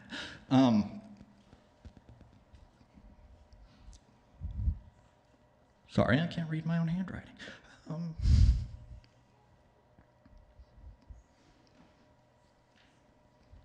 Right. The one thing we did not have back then was like a government tie-in. And if someone had come to me and told me that I'd be in this position right now, I would have actually been really excited, because for whatever reason, a 7-year-old Kevin had an interest in government and political matters.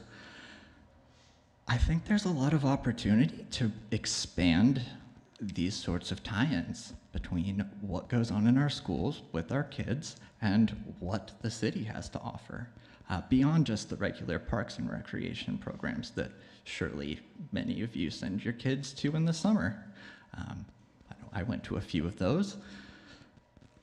The one program that came to mind was the one I have the most direct experience with, and that's going to be the Ambassadors program, which some of you would recognize as like the Old Time Fair court. Well, along with that, we also have the Youth Advisory Council. And so I bring that up because at parks events, there we are with the ambassadors, they will come and sort of be our volunteers, our backup staff.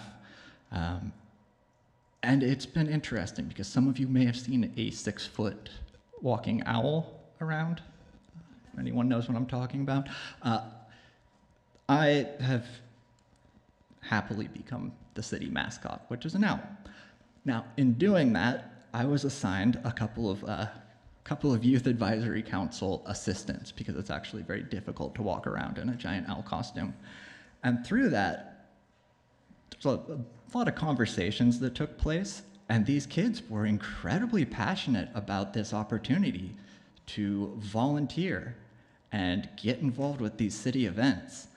I got to see that again at our tree lighting ceremony recently. I don't think I even counted how many of them from the Youth Advisory Council and the Ambassadors program were there, but they were just very enthusiastic about assisting and learning. I'm not sure how best to explain it, but maybe not all educational experiences have to come out of a book or be specifically scholarly. They expressed that it's one of the more valuable programs they've been involved in throughout their education. And I thought that was really cool. But I think we have a missed opportunity.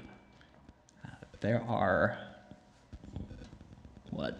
I think at least 10, maybe 15 kids that I'm talking about between these two programs. Why couldn't we possibly open that up to so many more if it's such a valuable experience?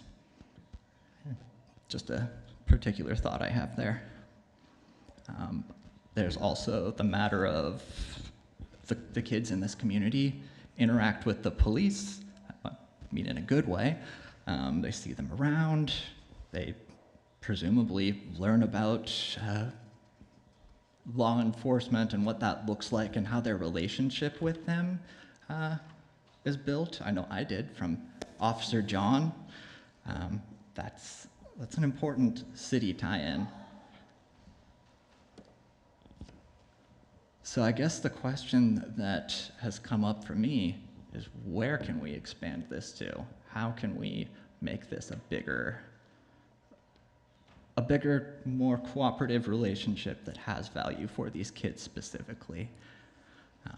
I could see a lot of ways to do that.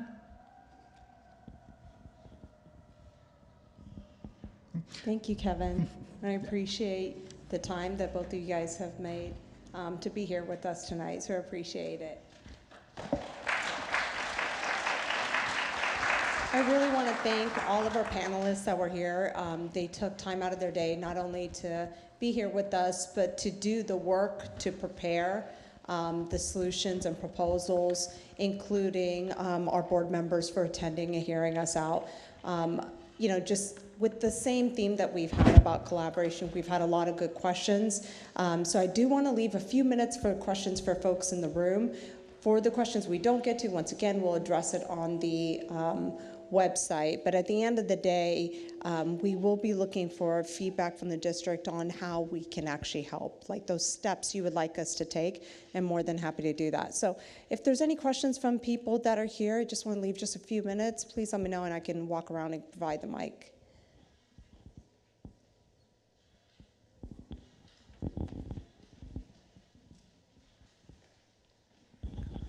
So, to my understanding, January 13th, next Monday, there's supposedly a decision is going to be made. Is that correct? Okay, so there's no longer going to be, that's the decision day, because that seems to be the knowledge, or at least the expectation going around a lot of the parents. What's the day that a decision is supposedly going to be made, or the time frame?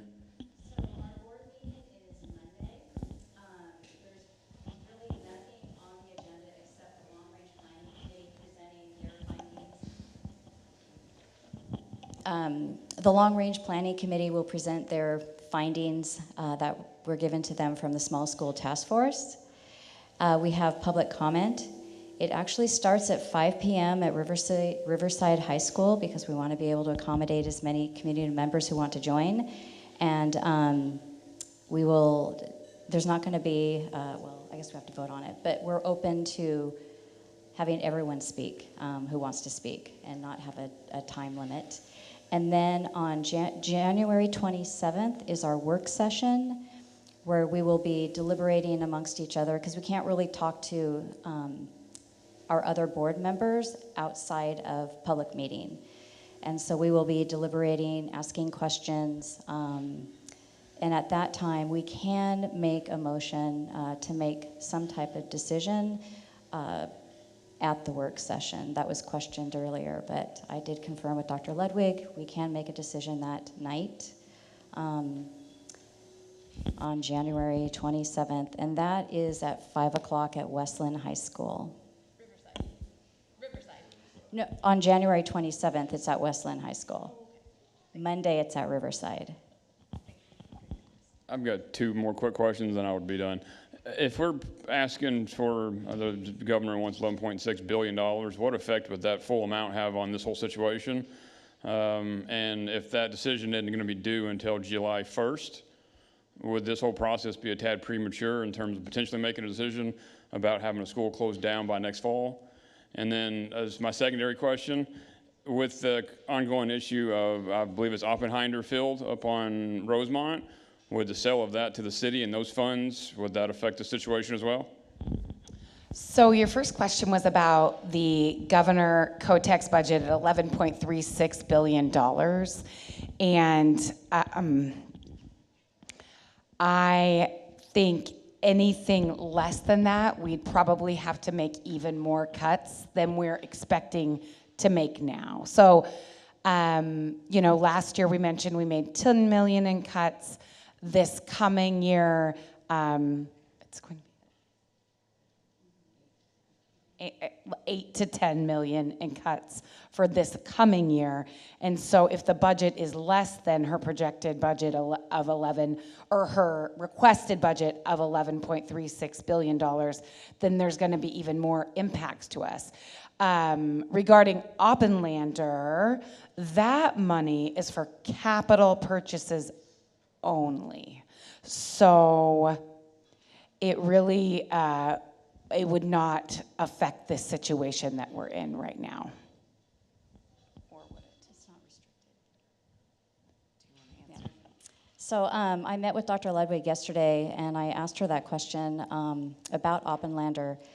And there's several things that we can do with it. It is not restricted where we would have to buy build another school. We could even take that money and invest it and accrue interest on that. We could put it as part of our funding. We could take a loan from it until we're in a better situation, and then pay that back. So with the sale of Oppenlander, it will have some other options and opportunities that the district can take advantage of, as far as investing it in several investment funds to get interest. Thank you. I was going to take one more question if there is anything. I don't really have a question. My name is, there comes my purse with me. My name is Christy Thompson, and I served on the school board from 2019 to 2023. And during those 4 years, I spent a lot of time. One of my favorite things to do was meet with parents and listen to their concerns. And so just like our board members do today, and how a lot of them have met with you personally, sorry, I don't want to have my back to anybody. I spent a lot of time meeting with parents. And I think one of the things that is not being discussed is where and why are those kids not in our schools anymore, and how is that affecting our numbers and our funding. If you look back in 2018-19, our district was nearing 10,000 students. We've only built houses since then, and we are now below 9,000. And when I was on the board, I remember going to one of Oregon School Board Association. They were going across the state after COVID happened and meeting with different school board members just to ask, hey, how are your schools doing? How are your teachers doing? What are your concerns now that we're back in schools after COVID? And at that time, Jim Green, who was head of OSBA, said 30,000 kids had left the state school system. So it is not just a Wilsonville school district problem. And I am not here to criticize or anything, but just to share that is something that is affecting our budget. When you lose butts and seats, you lose that funding. But if we still have the same number of teachers and staff that we did, then we have a problem. And so I think that that's one thing. Sometimes it feels to me like an elephant in a room that isn't being discussed, is that why are those parents leaving? And we all know, obviously I was on the board. My kids went to Wilsonville High School. I don't know if this is cutting in and out. I was a public high school teacher. I taught biology at Hillsborough High School. I believe in our schools. That's why I spent so much time on the board. But I will tell you that I had parents coming to me with concerns about curriculum, concerns about rigor. Those were some of the things I heard. And so I'm not here to criticize or say things need to change, but just to say That is also something that needs to be brought to the table, is what are the concerns, what changes might we need to make? And I'm not just talking about our district, but also, we follow a curriculum that comes from the state. So we are mandated as districts to follow what that state curriculum is. Do we need to look at that? All right, do we need to look and see, and again, I'm not here to say we need to do this or we don't need to do that, just that that is something that needs to be discussed as well. So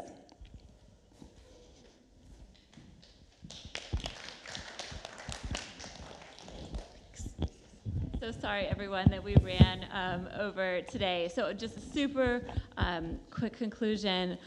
Thank you so much to all of our panelists and for everyone who attended tonight. I'm sorry that we weren't able to answer more questions, but we will put up all your questions and we will do our best to answer them on our website, and we will send that out to all of you. As Wendy noted in her introduction, I believe this is a pivotal moment for Westland and Wilsonville schools. On the one hand, there are some very difficult financial winds blowing our way, such as PERS. Obviously, there's issues around enrollment as well. But I believe these challenges are also an opportunity to come together as a community and to think deeply about what our priorities are for our children's education, how we can work together to make our school district and communities even stronger in the future. As we saw tonight and in the listening session at Stafford last night, so many community members and parents are motivated at this time to pitch in, share their skills, and work together to figure out a path forward. As you can see, there are a number of possible solutions on the table. Perhaps one path forward is revitalizing a Westland-Wilsonville Education Foundation. We can also work together to support our board members and state legislators as they work to remove or change special education caps in the upcoming state legislature session. Rethinking our bond process and how we select our priorities and how we look at accountability and what we fund could be another path forward. I believe PTA-led enrollment task forces could help revitalize small schools with new students already living within the district. Offering additional services at our schools like tutoring, more preschool services, parenting classes, vaccine clinics, as Christy mentioned in the full service community service model, is also a really exciting path forward. The one suggestion I would offer is that we carefully consider the impact of these different solutions on the students of this district, prioritizing when we can solutions that will have the least negative impact or most positive impact on our students. At the same time, we can consider which of these solutions would be most likely to be able to be enacted by our communities and which would provide savings or funds that would make a real difference. Thank you.